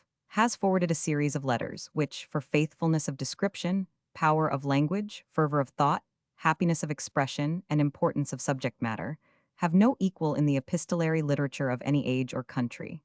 We give this gentleman's correspondence entire, and in the order in which it reached our office. Saloon of Steamer, Thursday night, 8:30. When I left New Burlington Street this evening in the Hackney Cabriolet, number 4285, I experienced sensations as novel as they were oppressive. A sense of the importance of the task I had undertaken, a consciousness that I was leaving London, and, stranger still, going somewhere else. A feeling of loneliness and a sensation of jolting quite bewildered my thoughts, and for a time rendered me even insensible to the presence of my carpet-bag and hat-box. I shall ever feel grateful to the driver of a Blackwall omnibus, who, by thrusting the pole of his vehicle through the small door of the cabriolet, awakened me from a tumult of imaginings that are wholly indescribable. But of such materials is our imperfect nature composed. I am happy to say that I am the first passenger on board, and shall thus be enabled to give you an account of all that happens in the order of its occurrence. The chimney is smoking a good deal, and so are the crew, and the captain, I am informed, is very drunk in a little house upon deck, something like a black turnpike. I should infer from all I hear that he has got the steam up. You will readily guess with what feelings I have just made the discovery that my berth is in the same closet with those engaged by Professor Woodensconce, Mr. Slug, and Professor Grime. Professor Woodensconce has taken the shelf above me, and Mr. Slug and Professor Grime the two shelves opposite. Their luggage has already arrived. On Mr. Slug's bed is a long tin tube of about 3 inches in diameter, carefully closed at both ends. What can this contain? Some powerful instrument of a new construction, doubtless. 9:10. Nobody has yet arrived, nor has anything fresh come in my way, except several joints of beef and mutton, from which I conclude that a good plain dinner has been provided for tomorrow. There is a singular smell below, which gave me some uneasiness at first, but as the steward says it is always there and never goes away, I am quite comfortable again. I learn from this man that the different sections will be distributed at the Black Boy and Stomachache, and the Bootjack and Countenance. If this intelligence be true, and I have no reason to doubt it, your readers will draw such conclusions as their different opinions may suggest. I write down these remarks as they occur to me, or as the facts come to my knowledge, in order that my first impressions may lose nothing of their original vividness. I shall dispatch them in small packets as opportunities arise. 9:30. Some dark object has just appeared upon the wharf. I think it is a traveling carriage. 9:45. No, it is 10:30. The passengers are pouring in every instant. 4 omnibuses full have just arrived upon the wharf, and all is bustle and activity. The noise and confusion are very great. Cloths are laid in the cabins, and the steward is placing blue plates, full of knobs of cheese at equal distances down the center of the tables.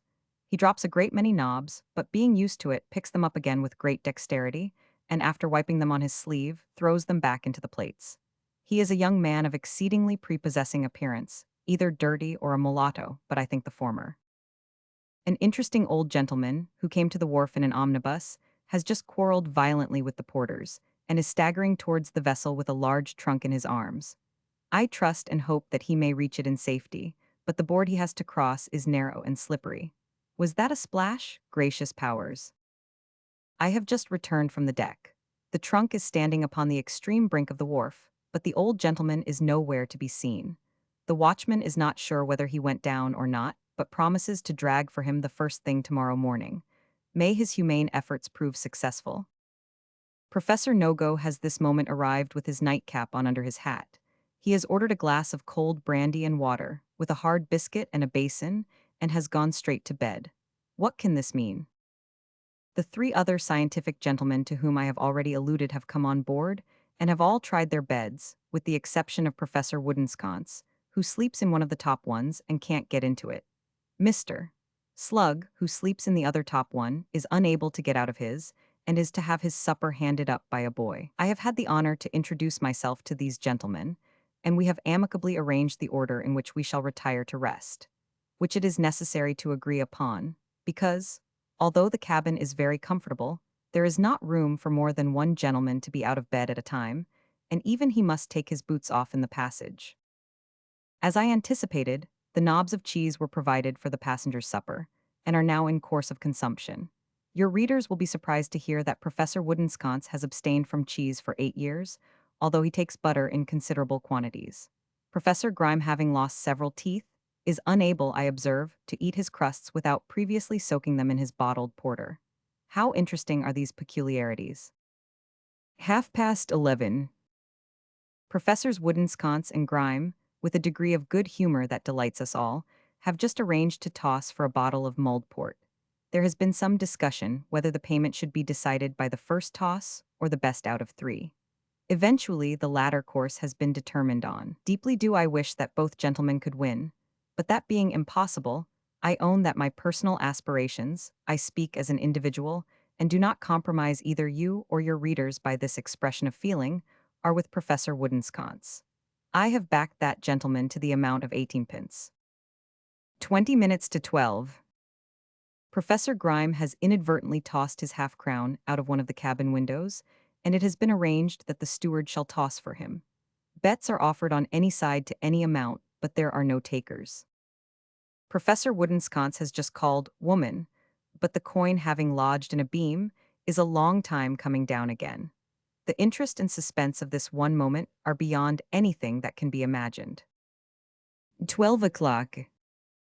The mulled port is smoking on the table before me, and Professor Grime has won. Tossing is a game of chance, but on every ground, whether of public or private character, intellectual endowments, or scientific attainments, I cannot help expressing my opinion that Professor Woodensconce ought to have come off victorious. There is an exultation about Professor Grime incompatible, I fear, with true greatness. 12:15. Professor Grime continues to exult, and to boast of his victory in no very measured terms. observing that he always does win, and that he knew it would be ahead beforehand, with many other remarks of a similar nature. Surely this gentleman is not so lost to every feeling of decency and propriety as not to feel and know the superiority of Professor Woodensconce. Is Professor Grime insane? Or does he wish to be reminded in plain language of his true position in society and the precise level of his acquirements and abilities? Professor Grime will do well to look to this. 1 o'clock. I am writing in bed. The small cabin is illuminated by the feeble light of a flickering lamp suspended from the ceiling. Professor Grime is lying on the opposite shelf on the broad of his back, with his mouth wide open. The scene is indescribably solemn. The rippling of the tide, the noise of the sailors' feet overhead, the gruff voices on the river, the dogs on the shore, the snoring of the passengers, and a constant creaking of every plank in the vessel are the only sounds that meet the ear. With these exceptions, all is profound silence. My curiosity has been within the last moment very much excited. Mr. Slug, who lies above Professor Grime, has cautiously withdrawn the curtains of his berth, and after looking anxiously out, as if to satisfy himself that his companions are asleep, has taken up the tin tube of which I have before spoken, and is regarding it with great interest. What rare mechanical combination can be contained in that mysterious case? It is evidently a profound secret to all. 1:15. The behavior of Mr. Slug grows more and more mysterious. He has unscrewed the top of the tube, and now renews his observations upon his companions, evidently to make sure that he is wholly unobserved. He is clearly on the eve of some great experiment. Pray heaven that it be not a dangerous one, but the interests of science must be promoted, and I am prepared for the worst. 5 minutes later, he has produced a large pair of scissors and drawn a roll of some substance, not unlike parchment in appearance, from the tin case. The experiment is about to begin. I must strain my eyes to the utmost in the attempt to follow its minutest operation. 20 minutes before 2. I have at length been enabled to ascertain that the tin tube contains a few yards of some celebrated plaster, recommended, as I discover on regarding the label attentively through my eyeglass, as a preservative against seasickness. Mr. Slug has cut it up into small portions, and is now sticking it over himself in every direction. It's 3 o'clock.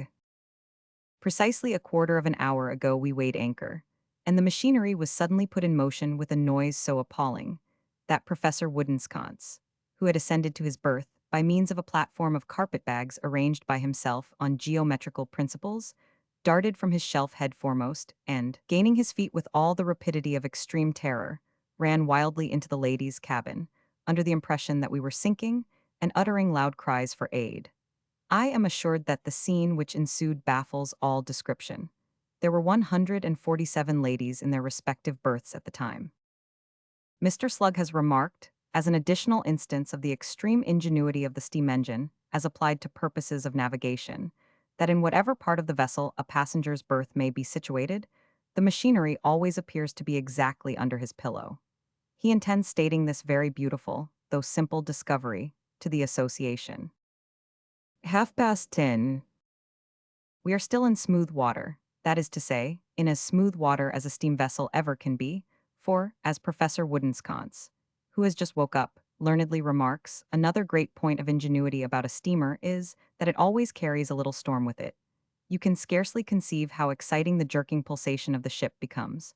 It is a matter of positive difficulty to get to sleep. Friday afternoon, 6 o'clock.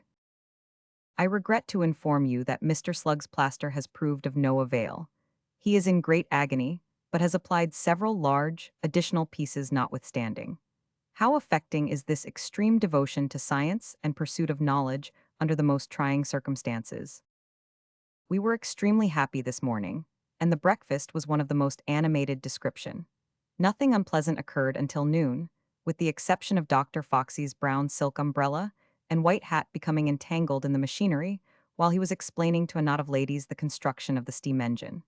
I fear the gravy soup for lunch was injudicious. We lost a great many passengers almost immediately afterwards. 6:30. I am again in bed. Anything so heartrending as Mr. Slug's sufferings, it has never yet been my lot to witness. 7 o'clock. A messenger has just come down for a clean pocket handkerchief from Professor Woodensconce's bag, that unfortunate gentleman being quite unable to leave the deck, and imploring constantly to be thrown overboard. From this man I understand that Professor Nogo, though in a state of utter exhaustion, clings feebly to the hard biscuit and cold brandy and water, under the impression that they will yet restore him. Such is the triumph of mind over matter.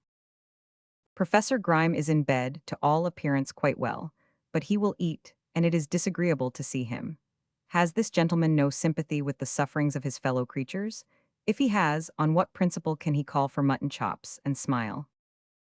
Black boy and stomachache. Old Kessel, Saturday noon. You will be happy to learn that I have at length arrived here in safety. The town is excessively crowded, and all the private lodgings and hotels are filled with savans of both sexes. The tremendous assemblage of intellect that one encounters in every street is in the last degree overwhelming.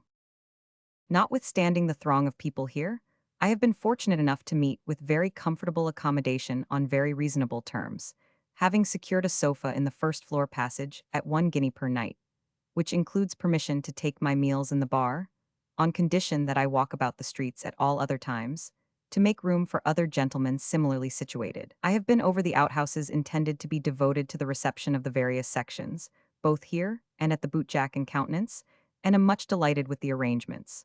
Nothing can exceed the fresh appearance of the sawdust with which the floors are sprinkled. The forms are of unplaned deal, and the general effect, as you can well imagine, is extremely beautiful. 9:30. The number and rapidity of the arrivals are quite bewildering. Within the last 10 minutes a stagecoach has driven up to the door, filled inside and out with distinguished characters, comprising Mr. Muddlebrains, Mr. Drawley, Professor Muff, Mr. X Misty, Mr. XX Misty, Mr. Purblind, Professor Rummun, the Honorable and Reverend Mr. Long-Ears, Professor John Ketch, Sir William Joltard, Dr. Buffer, Mr. Smith of London, Mr. Brown of Edinburgh, Sir Hookham Snivy, and Professor Pumpkinskull. The 10 last-named gentlemen were wet through and looked extremely intelligent. Sunday, 2 p.m. The Honorable and Reverend Mr. Long-Ears, accompanied by Sir William Joltard, walked and drove this morning. They accomplished the former feat in boots and the latter in a hired fly. This has naturally given rise to much discussion. I have just learnt that an interview has taken place at the Bootjack and Countenance between Soster, the active and intelligent beadle of this place, and Professor Pumpkinskull, who, as your readers are doubtless aware, is an influential member of the council. I forbear to communicate any of the rumors to which this very extraordinary proceeding has given rise until I have seen Soster, and endeavored to ascertain the truth from him. 6:30. I engaged a donkey chaise shortly after writing the above, and proceeded at a brisk trot in the direction of Soster's residence, passing through a beautiful expanse of country, with red brick buildings on either side, and stopping in the marketplace to observe the spot where Mr. Quackley's hat was blown off yesterday. It is an uneven piece of paving, but has certainly no appearance which would lead one to suppose that any such event had recently occurred there. From this point I proceeded, passing the gasworks and tallow melters, to a lane which had been pointed out to me as the beadle's place of residence, and before I had driven a dozen yards further, I had the good fortune to meet Soster himself advancing towards me. Soster is a fat man, with a more enlarged development of that peculiar conformation of countenance, which is vulgarly termed a double chin, than I remember to have ever seen before. He has also a very red nose, which he attributes to a habit of early rising, so red, indeed, that but for this explanation I should have supposed it to proceed from occasional inebriety. He informed me that he did not feel himself at liberty to relate what had passed between himself and Professor Pumpkinskull, but had no objection to state that it was connected with a matter of police regulation, and added with peculiar significance, never woes sich times. You will easily believe that this intelligence gave me considerable surprise, not wholly unmixed with anxiety, and that I lost no time in waiting on Professor Pumpkinskull and stating the object of my visit. After a few moments' reflection, the professor, who, I am bound to say, behaved with the utmost politeness, openly avowed, I mark the passage in italics, that he had requested Soster to attend on the Monday morning at the Bootjack and Countenance, to keep off the boys, and that he had further desired that the underbeadle might be stationed, with the same object, at the Black Boy and Stomachache. Now I leave this unconstitutional proceeding to your comments, and the consideration of your readers. I have yet to learn that a beadle, without the precincts of a church, churchyard, or workhouse, and acting otherwise than under the express orders of churchwardens and overseers in council assembled, to enforce the law against people who come upon the parish, and other offenders, has any lawful authority whatever over the rising youth of this country. I have yet to learn that a beadle can be called out by any civilian to exercise a domination and despotism over the boys of Britain. I have yet to learn that a beadle will be permitted by the commissioners of poor law regulation to wear out the soles and heels of his boots in illegal interference with the liberties of people not proved poor or otherwise criminal. I have yet to learn that a beadle has power to stop up the Queen's highway at his will and pleasure, or that the whole width of the street is not free and open to any man, boy, or woman in existence, up to the very walls of the houses, be they black boys in stomach aches, or bootjacks in countenances, I care not. 9 o'clock. I have procured a local artist to make a faithful sketch of the tyrant Soster, which, as he has acquired this infamous celebrity, you will no doubt wish to have engraved for the purpose of presenting a copy with every copy of your next number. I enclose it. The tyrant Soster. The underbeadle has consented to write his life, but it is to be strictly anonymous. The accompanying likeness is of course from the life, and complete in every respect. Even if I had been totally ignorant of the man's real character, and it had been placed before me without remark, I should have shuddered involuntarily.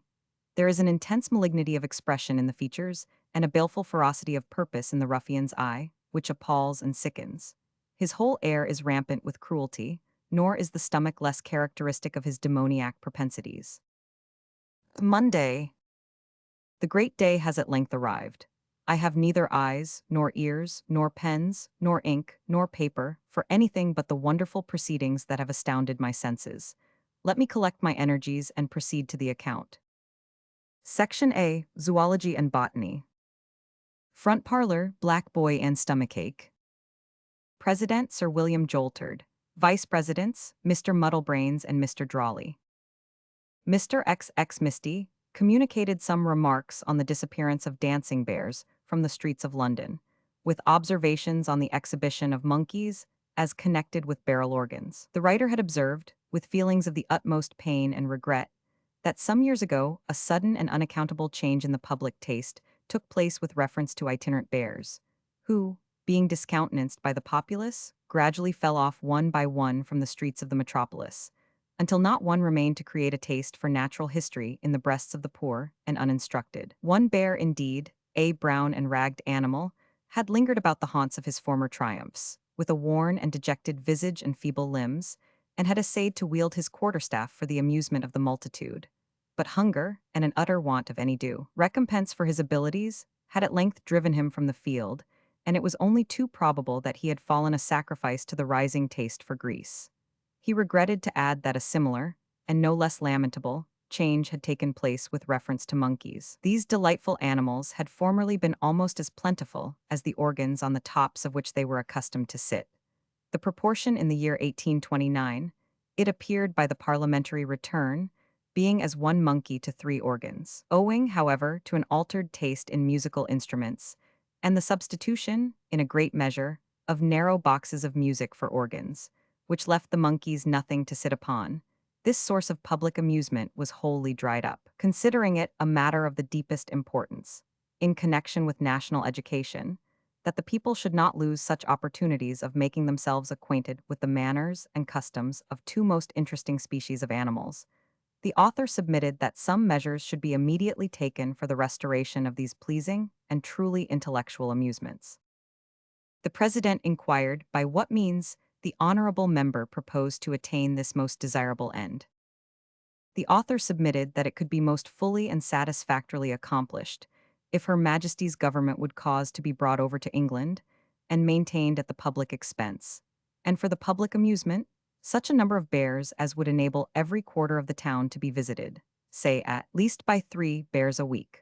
No difficulty whatever need be experienced in providing a fitting place for the reception of these animals, as a commodious bear garden could be erected in the immediate neighborhood of both Houses of Parliament, obviously the most proper and eligible spot for such an establishment. Professor Mull doubted very much whether any correct ideas of natural history were propagated by the means to which the honorable member had so ably adverted.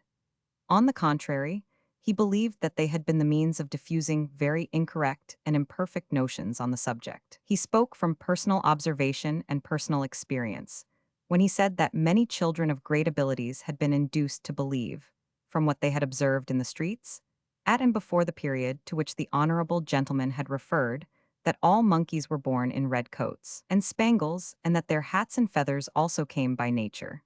He wished to know distinctly whether the honorable gentleman attributed the want of encouragement the bears had met with to the decline of public taste in that respect, or to a want of ability on the part of the bears themselves.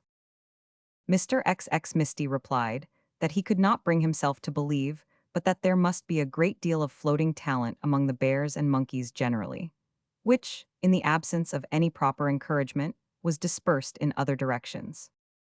Professor Pumpkinskull wished to take that opportunity of calling the attention of the section to a most important and serious point. The author of the treatise just read had alluded to the prevalent taste for bear's grease as a means of promoting the growth of hair, which undoubtedly was diffused to a very great, and, as it appeared to him, very alarming extent. No gentleman attending that section could fail to be aware of the fact that the youth of the present age evinced, by their behavior in the streets, and at all places of public resort, a considerable lack of that gallantry and gentlemanly feeling which, in more ignorant times, had been thought becoming. He wished to know whether it were possible that a constant outward application of bear's grease by the young gentlemen about town had imperceptibly infused into those unhappy persons something of the nature and quality of the bear. He shuddered as he threw out the remark. But if this theory, on inquiry, should prove to be well founded, it would at once explain a great deal of unpleasant eccentricity of behavior, which, without some such discovery, was wholly unaccountable. The president highly complimented the learned gentleman on his most valuable suggestion, which produced the greatest effect upon the assembly, and remarked that only a week previous he had seen some young gentleman at a theater eyeing a box of ladies with a fierce intensity, which nothing but the influence of some brutish appetite could possibly explain. It was dreadful to reflect that our youth were so rapidly verging into a generation of bears. After a scene of scientific enthusiasm, it was resolved that this important question should be immediately submitted to the consideration of the council. The president wished to know whether any gentleman could inform the section what had become of the dancing dogs. A member replied, after some hesitation, that on the day after 3 glee singers had been committed to prison as criminals by a late most zealous police magistrate of the metropolis, the dogs had abandoned their professional duties and dispersed themselves in different quarters of the town to gain a livelihood by less dangerous means. He was given to understand that since that period they had supported themselves by lying in wait for and robbing blind men's poodles. Mr. Flummery exhibited a twig, claiming to be a veritable branch of that noble tree known to naturalists as the Shakespeare, which has taken root in every land and climate, and gathered under the shade of its broad green boughs the great family of mankind. The learned gentleman remarked that the twig had been undoubtedly called by other names in its time, but that it had been pointed out to him by an old lady in Warwickshire, where the great tree had grown, as a shoot of the genuine Shakespeare, by which name he begged to introduce it to his countrymen. The president wished to know what botanical definition the honorable gentleman could afford of the curiosity.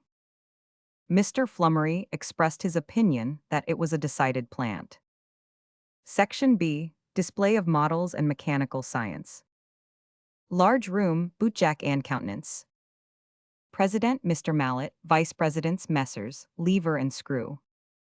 Mr. Crinkles exhibited a most beautiful and delicate machine, of little larger size than an ordinary snuff box, manufactured entirely by himself, and composed exclusively of steel, by the aid of which more pockets could be picked in 1 hour than by the present slow and tedious process in 4 and 20.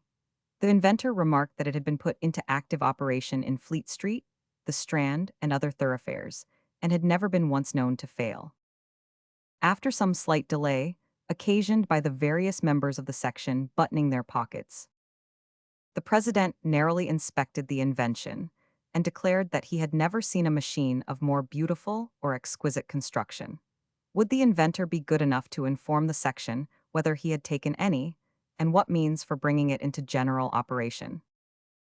Mr. Crinkles stated that, after encountering some preliminary difficulties, he had succeeded in putting himself in communication with Mr. Foggle Hunter, and other gentlemen connected with the swell mob, who had awarded the invention the very highest and most unqualified approbation. He regretted to say, however, that these distinguished practitioners, in common with a gentleman of the name of Gimletide Tommy, and other members of a secondary grade of the profession, whom he was understood to represent, entertained an insuperable objection to its being brought into general use, on the ground that it would have the inevitable effect of almost entirely superseding manual labor, and throwing a great number of highly deserving persons out of employment.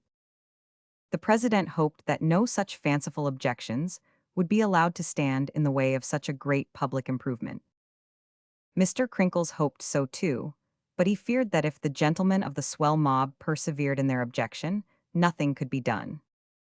Professor Grimes suggested that surely, in that case, Her Majesty's government might be prevailed upon to take it up. Mr. Crinkles said that if the objection were found to be insuperable, he should apply to Parliament, which he thought could not fail to recognize the utility of the invention. The President observed that, up to this time, Parliament had certainly got on very well without it, but, as they did their business on a very large scale, he had no doubt they would gladly adopt the improvement. His only fear was that the machine might be worn out by constant working. Mr. Coppernose called the attention of the section to a proposition of great magnitude and interest, illustrated by a vast number of models, and stated with much clearness and perspicuity in a treatise entitled Practical Suggestions on the necessity of providing some harmless and wholesome relaxation for the young noblemen of England. His proposition was that a space of ground of not less than 10 miles in length and 4 in breadth should be purchased by a new company, to be incorporated by Act of Parliament, and enclosed by a brick wall of not less than 12 feet in height.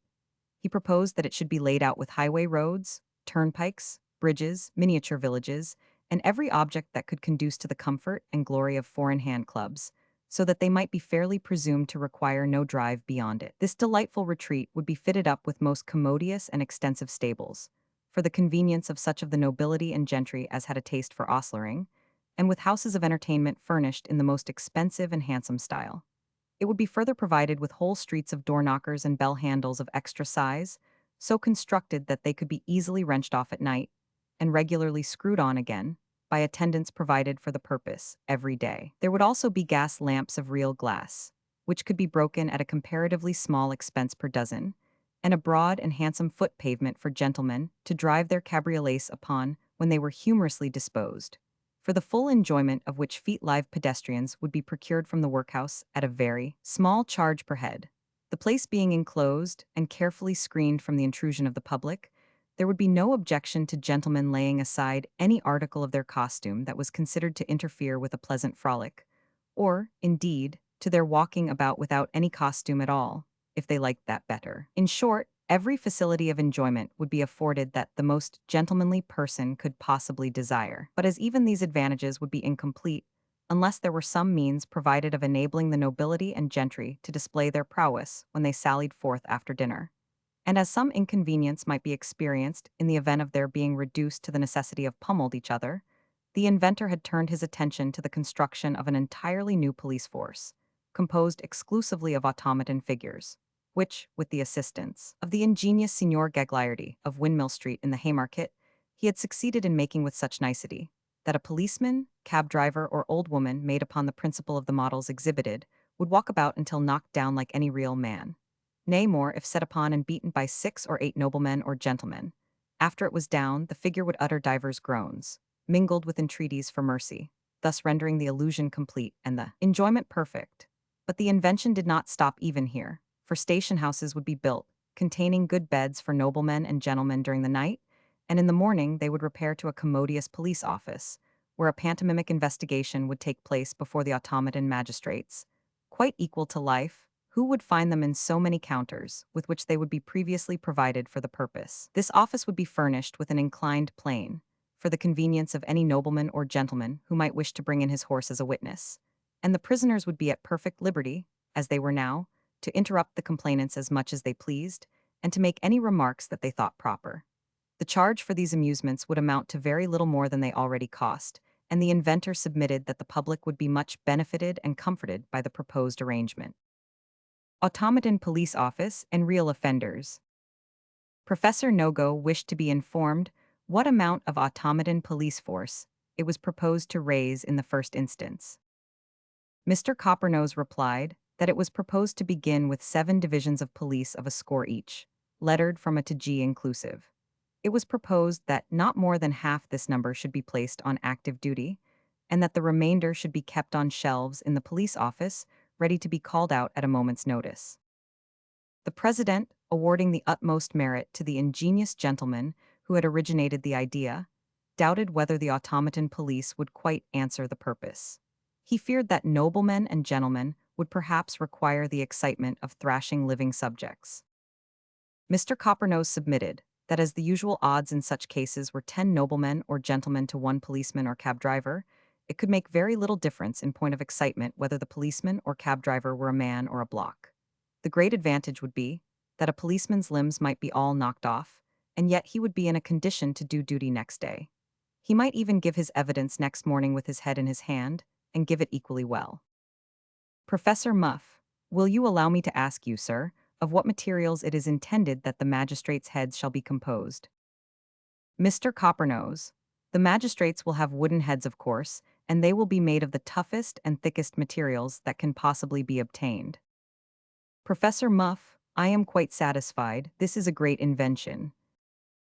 Professor Nogo, I see but one objection to it. It appears to me that the magistrates ought to talk. Mr. Coppernose no sooner heard this suggestion than he touched a small spring in each of the 2 models of magistrates which were placed upon the table. One of the figures immediately began to exclaim with great volubility that he was sorry to see gentlemen in such a situation, and the other to express a fear that the policeman was intoxicated. The section, as with one accord, declared with a shout of applause that the invention was complete, and the president, much excited, retired with Mr. Coppernose to lay it before the council.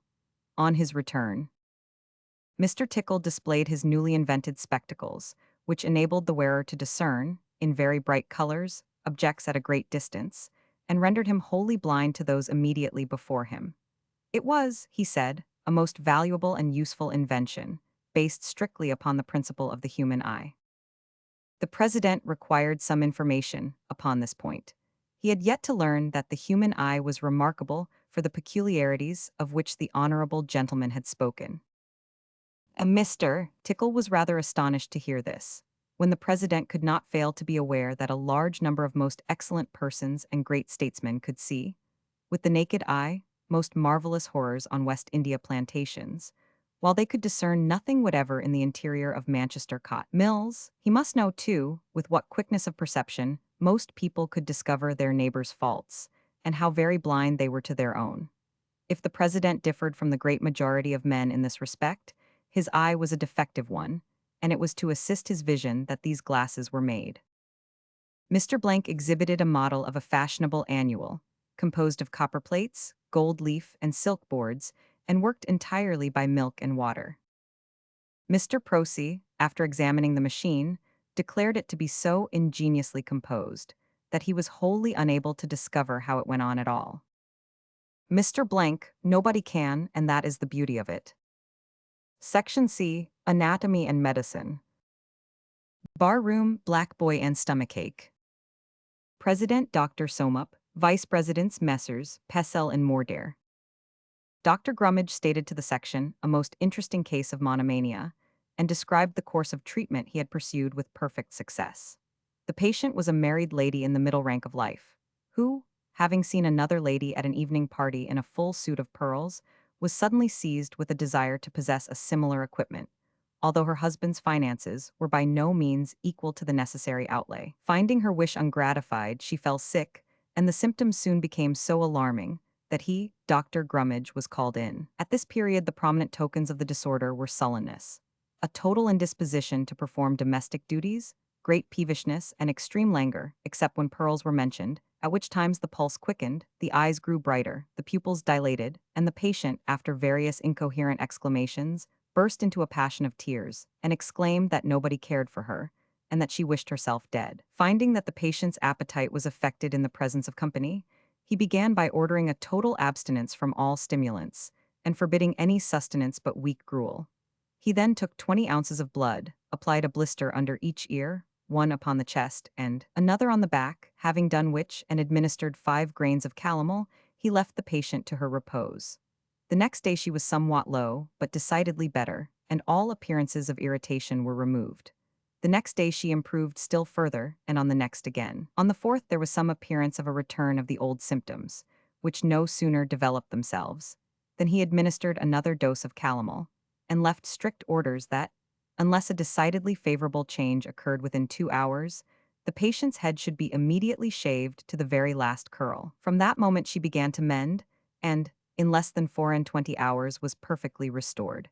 She did not now betray the least emotion at the sight or mention of pearls or any other ornaments. She was cheerful and good-humored, and a most beneficial change had been effected in her whole temperament and condition. Mr. Pipkin read a short but most interesting communication in which he sought to prove the complete belief of Sir William Courtenay, otherwise Thorne, recently shot at Canterbury, in the homeopathic system. The section would bear in mind that one of the homeopathic doctrines was that infinitesimal doses of any medicine which would occasion the disease under which the patient labored, supposing him to be in a healthy state, would cure it. Now, it was a remarkable circumstance, proved in the evidence, that the deceased Thorne employed a woman to follow him about all day with a pail of water, assuring her that one drop, a purely homeopathic remedy, the section would observe, placed upon his tongue after death would restore him. What was the obvious inference? That Thorne, who was marching and countermarching in osier beds and other swampy places, was impressed with a presentiment that he should be drowned, in which case, had his instructions been complied with, he could not fail to have been brought to life again instantly by his own prescription. As it was, if this woman, or any other person, had administered an infinitesimal dose of lead and gunpowder immediately after he fell, he would have recovered forthwith. But unhappily, the woman concerned did not possess the power of reasoning by analogy or carrying out a principle, and thus the unfortunate gentleman had been sacrificed to the ignorance of the peasantry. Section D. Statistics. Outhouse, Black Boy and Stomachache. President, Mr. Slug. Vice Presidents, Messrs. Noakes and Styles. Mr. Quackley stated the result of some most ingenious statistical inquiries relative to the difference between the value of the qualification of several members of Parliament as published to the world, and its real nature and amount. After reminding the section that every member of Parliament for a town or borough was supposed to possess a clear freehold estate of £300 per annum, the honourable gentleman excited great amusement and laughter by stating the exact amount of freehold property possessed by a column of legislators, in which he had included himself. It appeared from this table that the amount of such income possessed by each was £0, 0 shillings and pence, yielding an average of the same. Great laughter. It was pretty well known that there were accommodating gentlemen in the habit of furnishing new members with temporary qualifications, to the ownership of which they swore solemnly, of course, as a mere matter of form. He argued from these data that it was wholly unnecessary for members of Parliament to possess any property at all, especially as when they had none the public could get them so much cheaper. Supplementary section E. Umbugology and Ditwiterizics. President, Mr. Grubb. Vice Presidents, Messrs. Dull and Dummy. A paper was read by the secretary descriptive of a bay pony with one eye, which had been seen by the author standing in a butcher's cart at the corner of Newgate Market.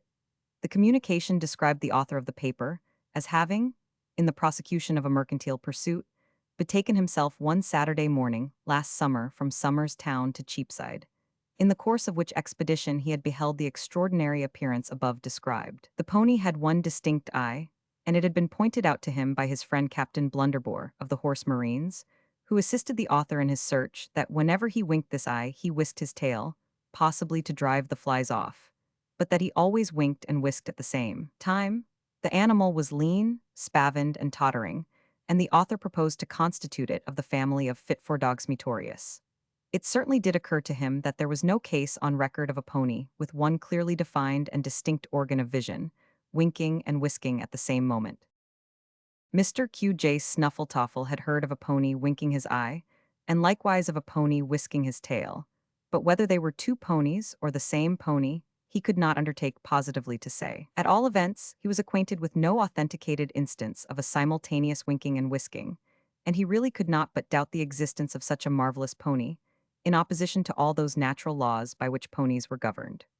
Referring, however, to the mere question of his one organ of vision, might he suggest the possibility of this pony having been literally half asleep at the time he was seen, and having closed only one eye?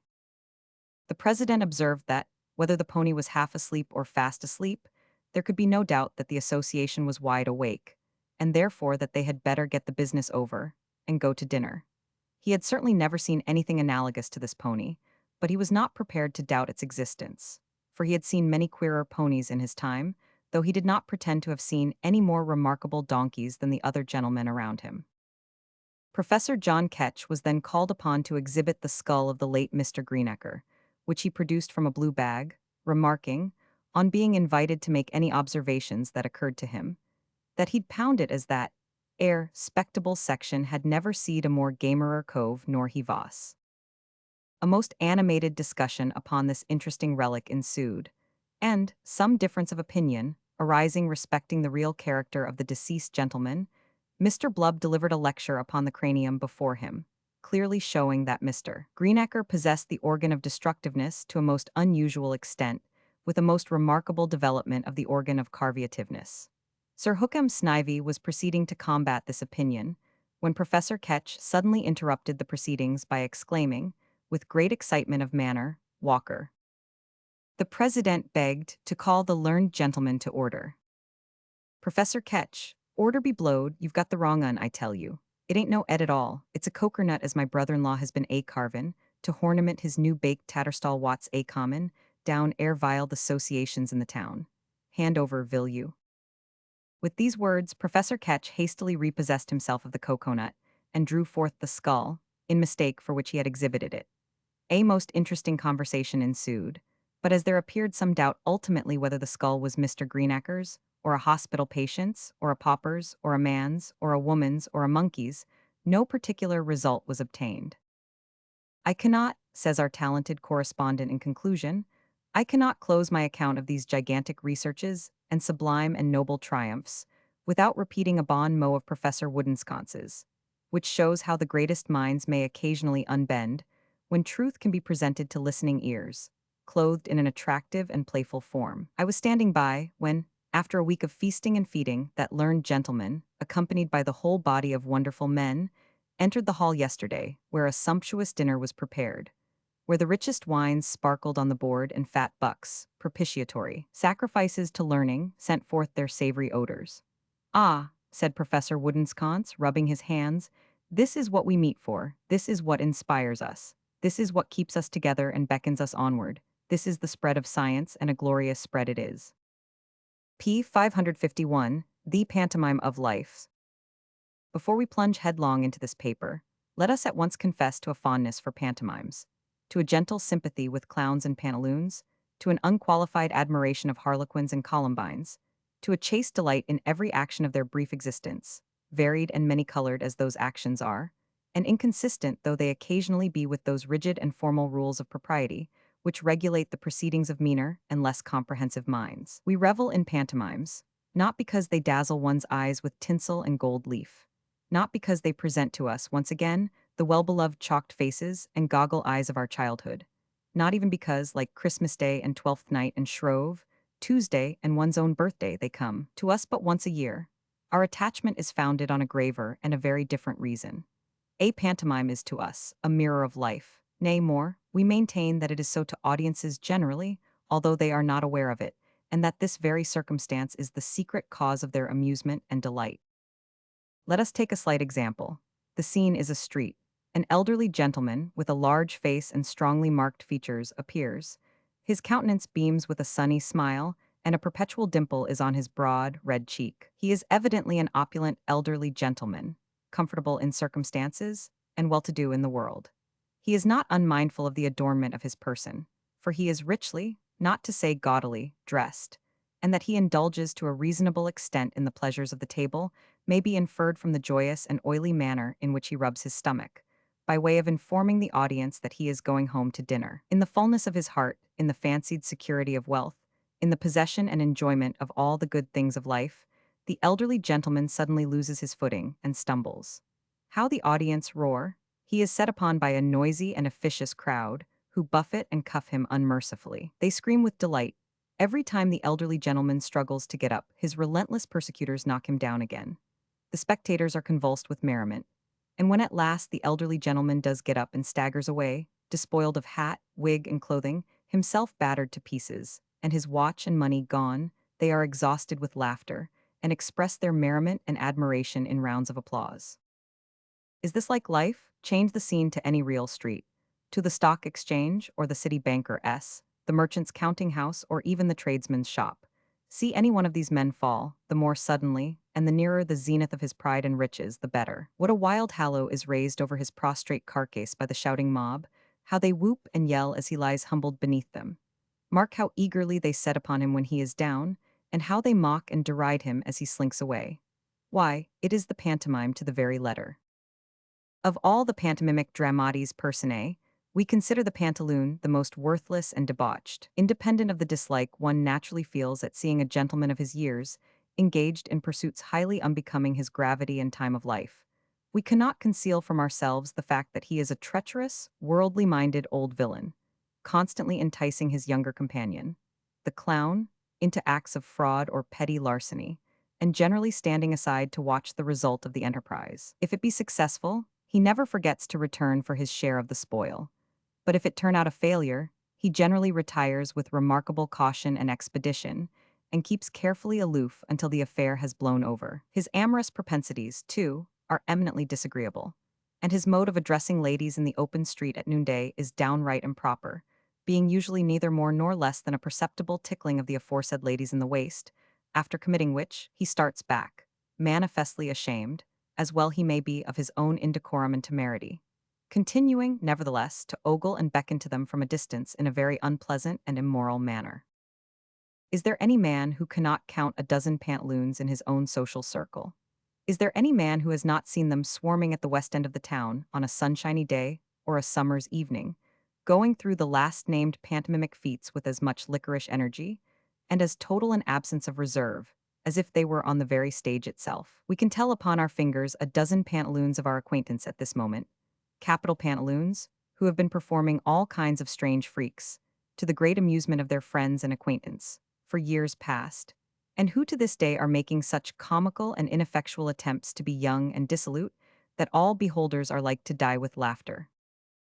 Take that old gentleman who has just emerged from the Café de l'Europe in the Haymarket, where he has been dining at the expense of the young man upon town, with whom he shakes hands as they part at the door of the tavern. The affected warmth of that shake of the hand, the courteous nod, the obvious recollection of the dinner, the savory flavor of which still hangs upon his lips, are all characteristics of his great prototype. He hobbles away humming an opera tune and twirling his cane to and fro with affected carelessness. Suddenly he stops, 'tis at the milliner's window. He peeps through one of the large panes of glass, and, his view of the ladies within being obstructed by the India shawls, directs his attentions to the young girl with the bandbox in her hand, who is gazing in at the window also. See, he draws beside her. He coughs, she turns away from him. He draws near her again, she disregards him. He gleefully chucks her under the chin, and, retreating a few steps, nods and beckons with fantastic grimaces, while the girl bestows a contemptuous and supercilious look upon his wrinkled visage. She turns away with a flounce, and the old gentleman trots after her with a toothless chuckle, the pantaloon to the life. But the close resemblance which the clowns of the stage bear to those of everyday life is perfectly extraordinary. Some people talk with a sigh of the decline of pantomime, and murmur in low and dismal tones the name of Grimaldi. We mean no disparagement to the worthy and excellent old man when we say that this is downright nonsense. Clowns that beat Grimaldi all to nothing turn up every day, and nobody patronizes them. More's the pity. I know who you mean, says some dirty-faced patron of Mr. Osbaldistone's, laying down the miscellany when he has got thus far, and bestowing upon vacancy a most knowing glance. You mean C.J. Smith as did Guy Fawkes and George Barnwell at the Garden.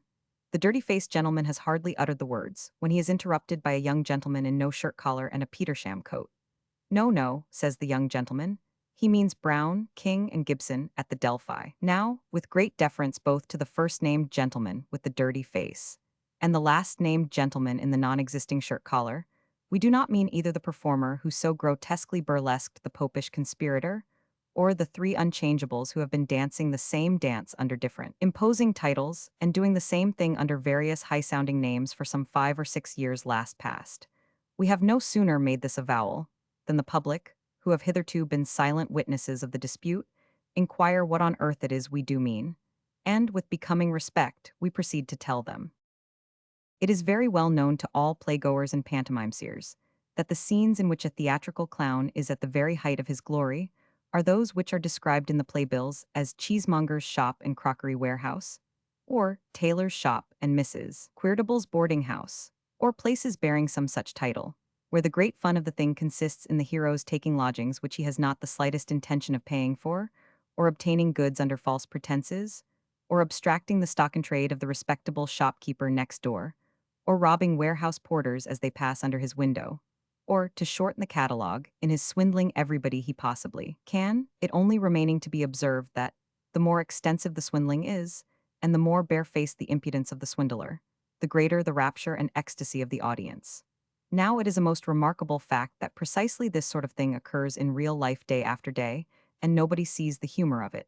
Let us illustrate our position by detailing the plot of this portion of the pantomime, not of the theatre, but of life. The Honourable Captain Fitzwhisker Fiercy, attended by his livery servant Dom, a most respectable servant to look at, who has grown grey in the service of the captain's family, views, treats for, and ultimately obtains possession of the unfurnished house, such number, such a street. All the tradesmen in the neighbourhood are in agonies of competition for the captain's custom.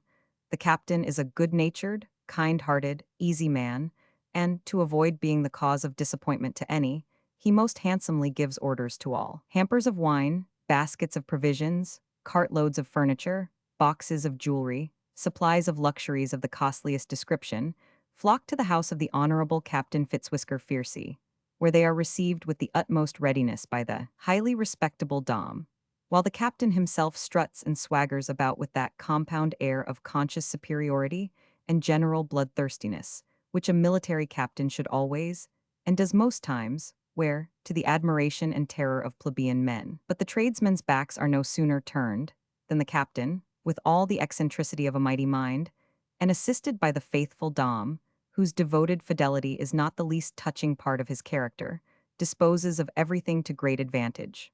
For, although the articles fetch small sums, still they are sold considerably above cost price, the cost to the captain having been nothing at all.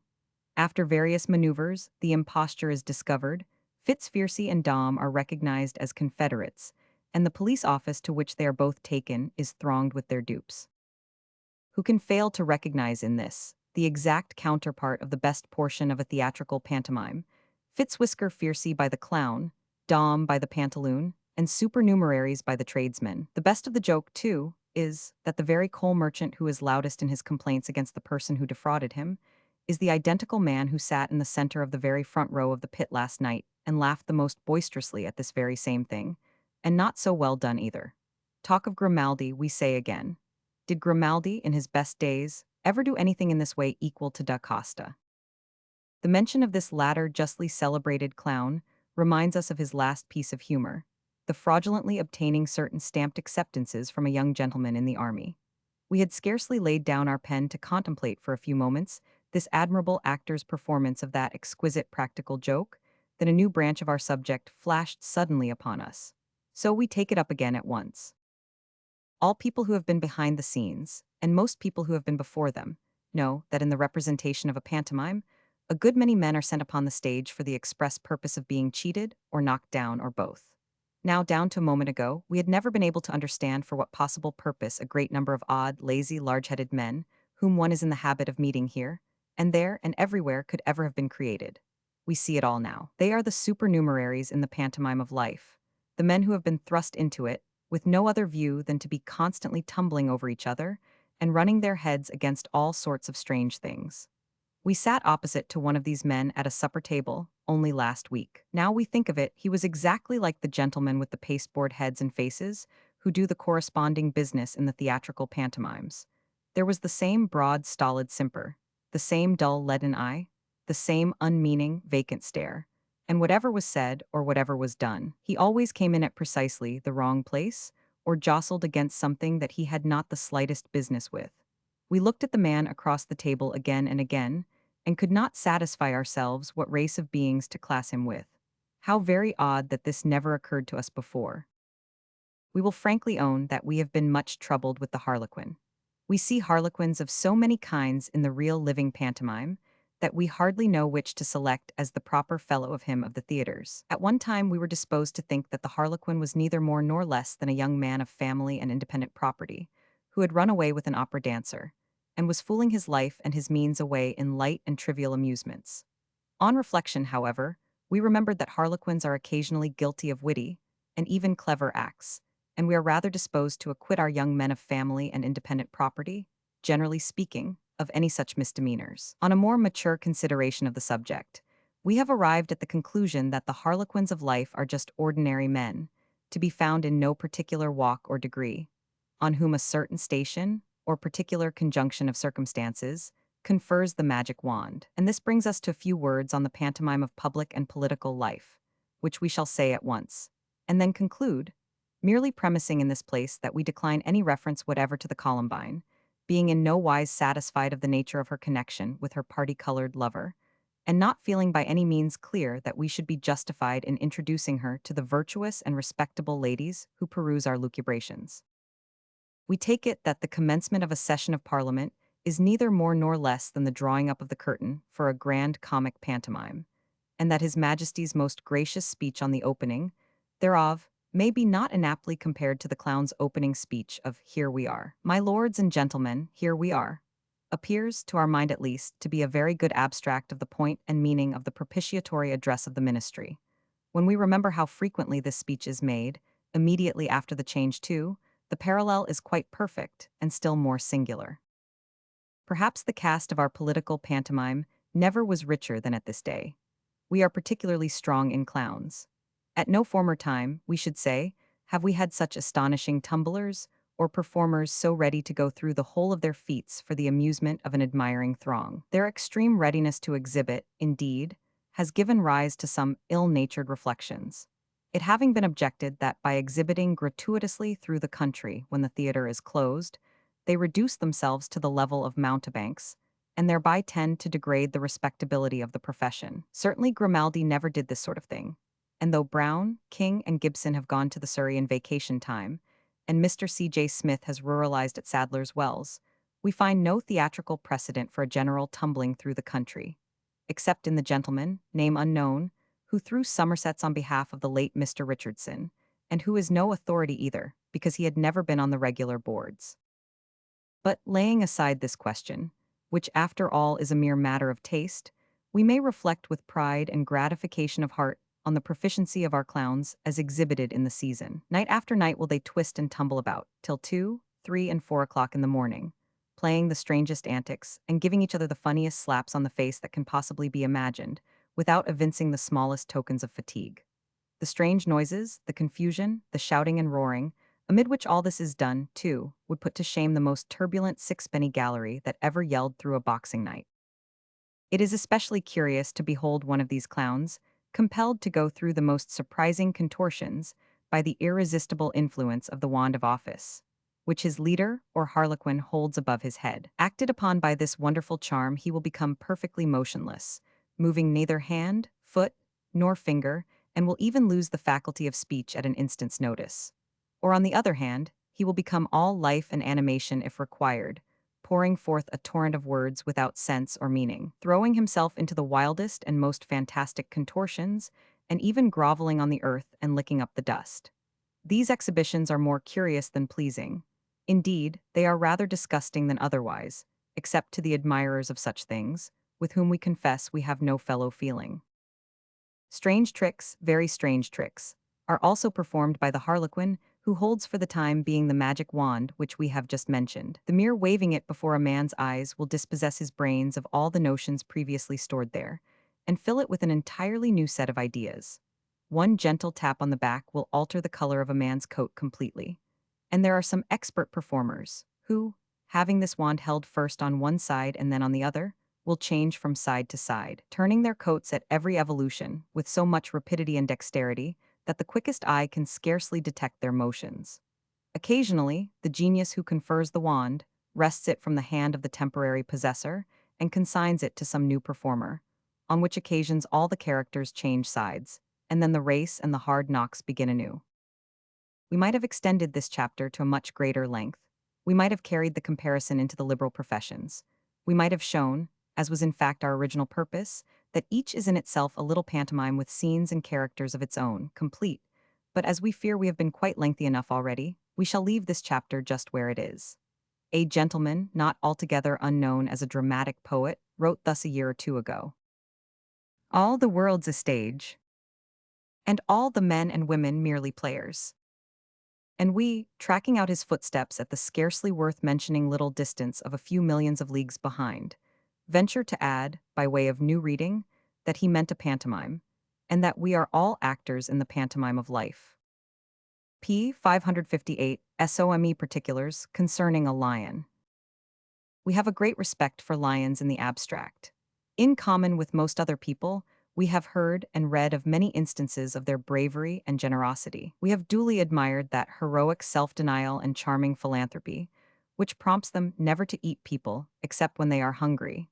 And we have been deeply impressed with a becoming sense of the politeness they are said to display towards unmarried ladies of a certain state. All natural histories teem with anecdotes illustrative of their excellent qualities, and one old spelling book in particular recounts a touching instance of an old lion, of high moral dignity and stern principle, who felt it his imperative duty to devour a young man who had contracted a habit of swearing, as a striking example to the rising generation.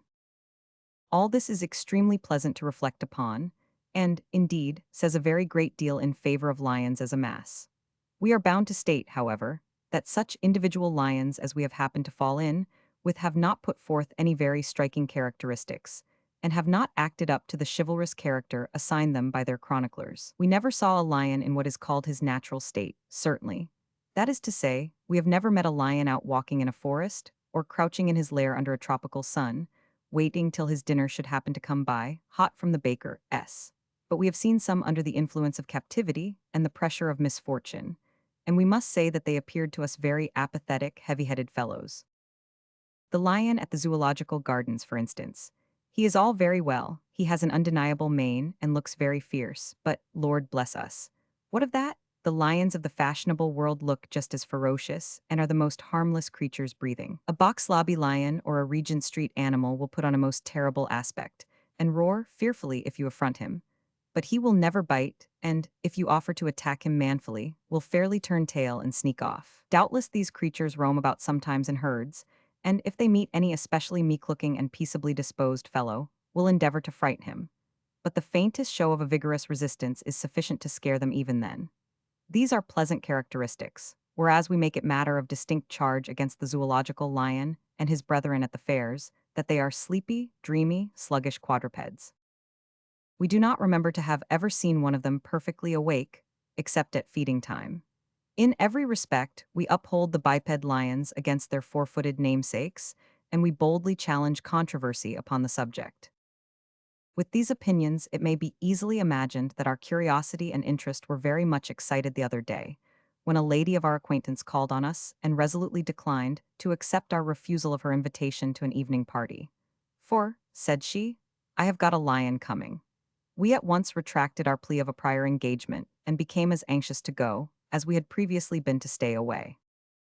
We went early and posted ourselves in an eligible part of the drawing-room, from whence we could hope to obtain a full view of the interesting animal. 2 or 3 hours passed, the quadrilles began, the room filled, but no lion appeared. The lady of the house became inconsolable, for it is one of the peculiar privileges of these lions to make solemn appointments and never keep them, when all of a sudden there came a tremendous double rap at the street door, and the master of the house, after gliding out unobserved as he flattered himself to peep over the banisters, came into the room, rubbing his hands together with great glee, and cried out in a very important voice, My dear Mr., naming the lion, has this moment arrived. Upon this, all eyes were turned towards the door, and we observed several young ladies, who had been laughing and conversing previously with great gaiety and good humor, grow extremely quiet and sentimental, while some young gentlemen, who had been cutting great figures in the facetious and small-talk way, suddenly sank very obviously in the estimation of the company, and were looked upon with great coldness and indifference. Even the young man who had been ordered from the music shop to play the pianoforte was visibly affected, and struck several false notes in the excess of his excitement. All this time there was a great talking outside, more than once accompanied by a loud laugh and a cry of "Oh, capital, excellent," from which we inferred that the lion was jocose, and that these exclamations were occasioned by the transports of his keeper and our host. Nor were we deceived, for when the lion at last appeared, we overheard his keeper, who was a little prim man, whisper to several gentlemen of his acquaintance, with uplifted hands and every expression of half-suppressed admiration, that, naming the lion again, was in such cue tonight. The lion was a literary one. Of course, there were a vast number of people present who had admired his roarings and were anxious to be introduced to him. And very pleasant it was to see them brought up for the purpose, and to observe the patient dignity with which he received all their patting and caressing. This brought forcibly to our mind what we had so often witnessed at country fairs, where the other lions are compelled to go through as many forms of courtesy as they chance to be acquainted with, just as often as admiring parties happen to drop in upon them. While the lion was exhibiting in this way, his keeper was not idle, for he mingled among the crowd and spread his praises most industriously. To one gentleman, he whispered some very choice thing that the noble animal had said in the very act of coming upstairs, which, of course, rendered the mental effort still more astonishing. To another, he murmured a hasty account of a grand dinner that had taken place the day before, where 27 gentlemen had got up all at once to demand an extra cheer for the lion, and to the ladies he made sundry promises of interceding to procure the majestic brute's signed manual for their albums. Then there were little private consultations in different corners, relative to the personal appearance and stature of the lion, whether he was shorter than they had expected to see him, or taller, or thinner, or fatter, or younger, or older, whether he was like his portrait or unlike it, and whether the particular shade of his eyes was black, or blue, or hazel, or green, or yellow, or mixture. At all these consultations the keeper assisted, and in short, the lion was the sole and single subject of discussion till they sat him down to whist, and then the people relapsed into their old topics of conversation, themselves and each other. We must confess that we looked forward with no slight impatience to the announcement of supper. For if you wish to see a tame lion under particularly favorable circumstances, feeding time is the period of all others to pitch upon. We were therefore very much delighted to observe a sensation among the guests, which we well knew how to interpret, and immediately afterwards to behold the lion escorting the lady of the house downstairs. We offered our arm to an elderly female of our acquaintance, who, dear old soul, is the very best person that ever lived to lead down to any meal. For, be the room ever so small, or the party ever so large, she is sure, by some intuitive perception of the eligible, to push and pull herself and conductor close to the best dishes on the table. We say we offered our arm to this elderly female, and, descending the stairs shortly after the lion, were fortunate enough to obtain a seat nearly opposite him. Of course the keeper was there already. He had planted himself at precisely that distance from his charge which afforded him a decent pretext for raising his voice, when he addressed him, to so loud a key, as could not fail to attract the attention of the whole company, and immediately began to apply himself seriously to the task of bringing the lion out, and putting him through the whole of his maneuvers. Such flashes of wit as he elicited from the lion. First of all, they began to make puns upon a salt cellar, and then upon the breast of a fowl, and then upon the trifle. But the best jokes of all were decidedly on the lobster salad, upon which latter subject the lion came out most vigorously, and, in the opinion of the most competent authorities, quite outshone himself. This is a very excellent mode of shining in society, and is founded, we humbly conceive, upon the classic model of the dialogues between Mr. Punch and his friend the proprietor, wherein the latter takes all the uphill work, and is content to pioneer to the jokes and repartees of Mr. P himself, who never fails to gain great credit and excite much laughter thereby. Whatever it be founded on, however, we recommend it to all lions, present and to come, for in this instance it succeeded to admiration and perfectly dazzled the whole body of hearers. When the salt cellar, and the fowl's breast, and the trifle, and the lobster salad were all exhausted, and could not afford standing room for another solitary witticism, the keeper performed that very dangerous feat which is still done with some of the caravan lions, although in one instance it terminated fatally, of putting his head in the animal's mouth, and placing himself entirely at its mercy. Boswell frequently presents a melancholy instance of the lamentable results of this achievement, and other keepers and jackals have been terribly lacerated for their daring. It is due to our lion to state that he condescended to be trifled with, in the most gentle manner, and finally went home with the showman in a hack cab, perfectly peaceable but slightly fuddled.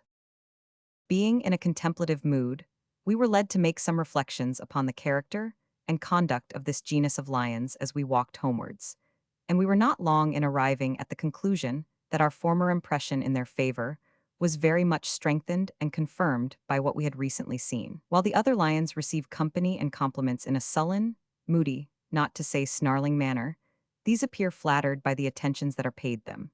While those conceal themselves to the utmost of their power from the vulgar gaze, these court the popular eye, and, unlike their brethren, whom nothing short of compulsion will move to exertion, are ever ready to display their acquirements to the wondering throng. We have known bears of undoubted ability who, when the expectations of a large audience have been wound up to the utmost pitch, have peremptorily refused to dance.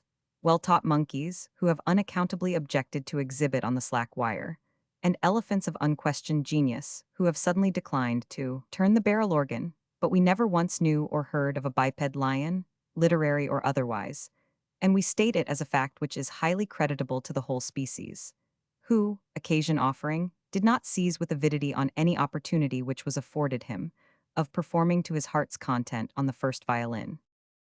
P. 563 Mr. Robert Bolton, the gentleman connected with The Press.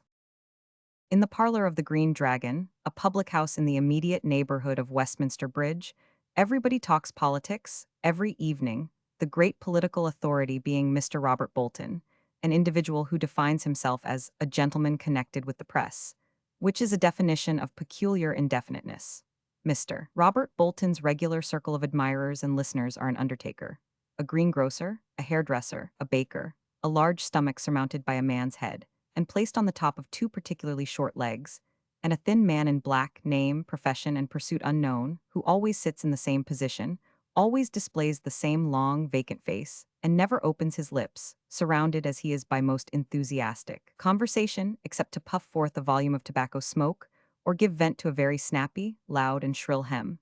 The conversation sometimes turns upon literature, Mr. Bolton being a literary character, and always upon such news of the day as is exclusively possessed by that talented individual. I found myself, of course, accidentally in the Green Dragon the other evening, and being somewhat amused by the following conversation, preserved it. "Can you lend me a 10-pound note till Christmas?" inquired the hairdresser of the stomach. "Where's your security, Mr. Clip?" "My stock in trade, there's enough of it, I'm thinking, Mr. Thickness. Some 50 wigs, 2 poles, half a dozen head blocks, and a dead bruin." "No, I won't then," growled out Thickness. "I lends nothing on the security of the wigs or the poles either. As for wigs, they're cheats. As for the poles, they've got no cash.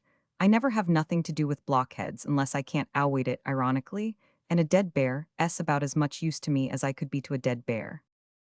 "Well then," urged the other, "there's a book as belonged to Pope, Byron's poems, valued at £40, because it's got Pope's identical scratch on the back.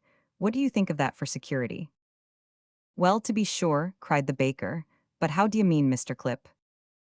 "Mean, why, that it's got the autograph of Pope. Steal not this book, for fear of hangman's rope, for it belongs to Alexander Pope. All that's written on the inside of the binding of the book, so, as my son says, we're bound to believe it." "Well, sir," observed the undertaker, deferentially, and in a half-whisper, leaning over the table, and knocking over the hairdresser's grog as he spoke, "that argument's very easy upset." "Perhaps, sir," said Clip, a little flurried, "you'll pay for the first upset afore you thinks of another." "Now," said the undertaker, bowing amicably to the hairdresser, I think. You'll excuse me, Mr. Clip, I think, you see, that won't go down with the present company. Unfortunately, my master had the honor of making the coffin of that ere lord's housemaid, not no more nor 20 year ago. Don't think I'm proud on it, gentlemen, others might be, but I hate rank of any sort. I've no more respect for a lord's footman than I have for any respectable tradesman in this room. I may say no more nor I have for Mr. Clip. Bowing. Therefore, that ere lord must have been born long after Pope died, and it's a logical interference to defer that they neither of them lived at the same time. So what I mean is this here, that Pope never had no book, never seed, felt, never smelt no book, triumphantly, as belonged to that ere lord. And, gentlemen, when I consider how patiently you have eared the ideas what I have expressed, I feel bound, as the best way to reward you for the kindness you have exhibited, to sit down without saying anything more, particular as I perceive a worthier visitor nor myself is just entered. I am not in the habit of paying compliments, gentlemen. When I do, therefore, I hope I strikes with double force. Ah, Mr. Murgatroyd, what's all this about striking with double force? Said the object of the above remark as he entered. I never excuse a man getting into a rage during winter, even when he's seated so close to the fire as you are. It is very injudicious to put yourself into such a perspiration. What is the cause of this extreme physical and mental excitement, sir? Such was the very philosophical address of Mr. Robert Bolton, a shorthand writer, as he termed himself, a bit of equivoque passing current among his fraternity, which must give the uninitiated a vast idea of the establishment of the ministerial organ, while to the initiated it signifies that no one paper can lay claim to the enjoyment of their services. Mr. Bolton was a young man with a somewhat sickly and very dissipated expression of countenance. His habiliments were composed of an exquisite union of gentility, slovenliness, assumption, simplicity, newness, and old age. Half of him was dressed for the winter, the other half for the summer. His hat was of the newest cut, the D'Orsay. His trousers had been white, but the inroads of mud and ink, etc., had given them a piebald appearance. Round his throat he wore a very high black cravat, of the most tyrannical stiffness, while his tout ensemble was hidden beneath the enormous folds of an old brown poodle-collared greatcoat, which was closely buttoned up to the aforesaid cravat. His fingers peeped through the ends of his black kid gloves, and two of the toes of each foot took a similar view of society through the extremities of his highlows. Sacred to the bare walls of his garret be the mysteries of his interior dress. He was a short, spare man, of a somewhat inferior deportment. Everybody seemed influenced by his entry into the room, and his salutation of each member partook of the patronizing. The hairdresser made way for him between himself and the stomach. A minute afterwards he had taken possession of his pint and pipe. A pause in the conversation took place. Everybody was waiting, anxious for his first observation. "Horrid murder in Westminster this morning," observed Mr. Bolton. Everybody changed their positions. All eyes were fixed upon the man of paragraphs. "A baker murdered his son by boiling him in a copper," said Mr. Bolton. "Good heavens!" exclaimed everybody in simultaneous horror. "Boiled him, gentlemen," added Mr. Bolton with the most effective emphasis, "boiled him." "And the particulars, Mr. B?" inquired the hairdresser, "the particulars." Mr. Bolton took a very long draught of porter, and some 2 or 3 dozen whiffs of tobacco, doubtless to instill into the commercial capacities of the company the superiority of a gentleman connected with the press, and then said, "The man was a baker, gentlemen." Everyone looked at the baker present, who stared at Bolton. His victim, being his son, also was necessarily the son of a baker. The wretched murderer had a wife, whom he was frequently in the habit, while in an intoxicated state, of kicking, pummeled, flinging mugs at, knocking down, and half killing while in bed, by inserting in her mouth a considerable portion of a sheet or blanket. The speaker took another draught, everybody looked at everybody else, and exclaimed, "Horrid." "It appears in evidence, gentlemen," continued Mr. Bolton, "that, on the evening of yesterday, Sawyer the baker came home in a reprehensible state of beer. Mrs. S., connubially considerate, carried him in that condition upstairs into his chamber, and consigned him to their mutual couch.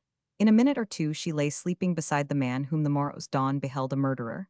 Entire silence informed the reporter that his picture had attained the awful effect he desired. The son came home about an hour afterwards, opened the door, and went up to bed. Scarcely, gentlemen, conceive his feelings of alarm, scarcely had he taken off his indescribables, when shrieks, to his experienced ear maternal shrieks, scared the silence of surrounding night. He put his indescribables on again and ran downstairs. He opened the door of the parental bedchamber. His father was dancing upon his mother. What must have been his feelings? In the agony of the minute, he rushed at his male parent as he was about to plunge a knife into the side of his female. The mother shrieked. The father caught the son, who had wrested the knife from the paternal grasp, up in his arms, carried him downstairs, shoved him into a copper of boiling water among some linen, closed the lid, and jumped upon the top of it, in which position he was found with a ferocious countenance by the mother, who arrived in the melancholy wash-house just as he had so settled himself. "Where's my boy?" shrieked the mother. "In that copper, boiling," coolly replied the benign father.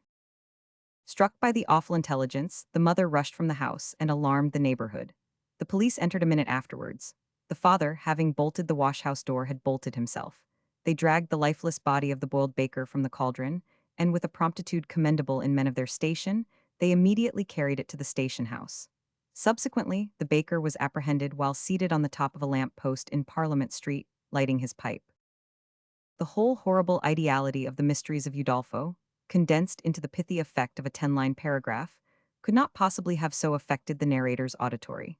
Silence, the purest and most noble of all kinds of applause, bore ample testimony to the barbarity of the baker, as well as to Bolton's knack of narration, and it was only broken after some minutes had elapsed by interjectional expressions of the intense indignation of every man present. The baker wondered how a British baker could so disgrace himself and the highly honorable calling to which he belonged, and the others indulged in a variety of wonderments connected with the subject, among which not the least wonderment was that which was awakened by the genius and information of Mr. Robert Bolton, who, after a glowing eulogium on himself and his unspeakable influence with the daily press, was proceeding, with a most solemn countenance, to hear the pros and cons of the Pope autograph question, when I took up my hat and left. P. 567 Familiar Epistle, from a Parent to a Child. Aged 2 years and 2 months. My child, to recount with what trouble I have brought you up, with what an anxious eye I have regarded your progress, how late and how often I have sat up at night working for you, and how many thousand letters I have received from, and written to your various relations and friends, many of whom have been of a querulous and irritable turn, to dwell on the anxiety and tenderness with which I have, as far as I possess the power, inspected and chosen your food, rejecting the indigestible and heavy matter, which some injudicious but well-meaning old ladies would have had you swallow, and retaining only those light and pleasant articles which I deemed calculated to keep you free from all gross humors, and to render you an agreeable child, and one who might be popular with society in general, to dilate on the steadiness with which I have prevented your annoying any company by talking politics, always assuring you that you would thank me for it yourself. Some day when you grew older, to expatiate, in short, upon my own assiduity as a parent, is beside my present purpose, though I cannot but contemplate your fair appearance, your robust health, and unimpeded circulation, which I take to be the great secret of your good looks, without the liveliest satisfaction and delight. It is a trite observation, and one which, young as you are, I have no doubt you have often heard repeated, that we have fallen upon strange times, and live in days of constant shiftings and changes. I had a melancholy instance of this only a week or two since. I was returning from Manchester to London by the mail train, when I suddenly fell into another train, a mixed train of reflection, occasioned by the dejected and disconsolate demeanor of the post office guard. We were stopping at some station where they take in water, when he dismounted slowly from the little box in which he sits in ghastly mockery of his old condition, with pistol and blunderbuss beside him, ready to shoot the first highwayman, or railwayman, who shall attempt to stop the horses, which now travel, when they travel at all, inside and in a portable stable invented for the purpose. He dismounted, I say, slowly and sadly from his post, and looking mournfully about him as if in dismal recollection of the old roadside public-house, the blazing fire, the glass of foaming ale, the buxom handmaid and admiring hangers-on of tap-room and stable, all honored by his notice, and, retiring a little apart, stood leaning against a signal post, surveying the engine with a look of combined affliction and disgust which no words can describe. His scarlet coat and golden lace were tarnished with ignoble smoke. Flakes of soot had fallen on his bright green shawl, his pride in days of yore. The steam condensed in the tunnel from which we had just emerged shone upon his hat like rain. His eye betokened that he was thinking of the coachman, and as it wandered to his own seat and his own fast-fading garb, it was plain to see that he felt his office and himself had alike no business there, and were nothing but an elaborate practical joke. As we whirled away, I was led insensibly into an anticipation of those days to come, when male coach guards shall no longer be judges of horseflesh, when a male coach guard shall never even have seen a horse, when stations shall have superseded stables, and corn shall have given place to coke. In those dawning times, thought I, exhibition rooms shall teem with portraits of Her Majesty's favorite engine, with boilers after nature by future lanciers. Some Amberg, yet unborn, shall break wild horses by his magic power, and in the dress of a male coach guard exhibit his trained animals in a mock mail coach. Then shall wondering crowds observe how that, with the exception of his whip, it is all his eye, and crowned heads shall see them fed on oats and stand alone unmoved and undismayed, while counters flee affrighted when the coursers neigh. Such, my child, were the reflections from which I was only awakened then, as I am now, by the necessity of attending to matters of present though minor importance. I offer no apology to you for the digression, for it brings me very naturally to the subject of change, which is the very subject of which I desire to treat. In fact, my child, you have changed hands. Henceforth, I resign you to the guardianship and protection of one of my most intimate and valued friends, Mr. Ainsworth, with whom, and with you, my best wishes and warmest feelings will ever remain. I reap no gain or profit by parting from you, nor will any conveyance of your property be required, for in this respect you have always been literally Bentley's miscellany and never mine. Unlike the driver of the old Manchester mail, I regard this altered state of things with feelings of unmingled pleasure and satisfaction. Unlike the guard of the new Manchester mail, your guard is at home in his new place, and has roistering highwaymen and gallant desperadoes ever within call. And if I might compare you, my child, to an engine, not a Tory engine, nor a Whig engine, but a brisk and rapid locomotive, your friends and patrons to passengers, and he who now stands towards you in loco parentis as the skillful engineer and supervisor of the whole, I would humbly crave leave to postpone the departure of the train on its new and auspicious course for one brief instant, while, with hat in hand, I approach side by side with the friend who traveled with me on the old road, and presume to solicit favor and kindness in behalf of him and his new charge, both for their sakes and that of the old coachman. Boz,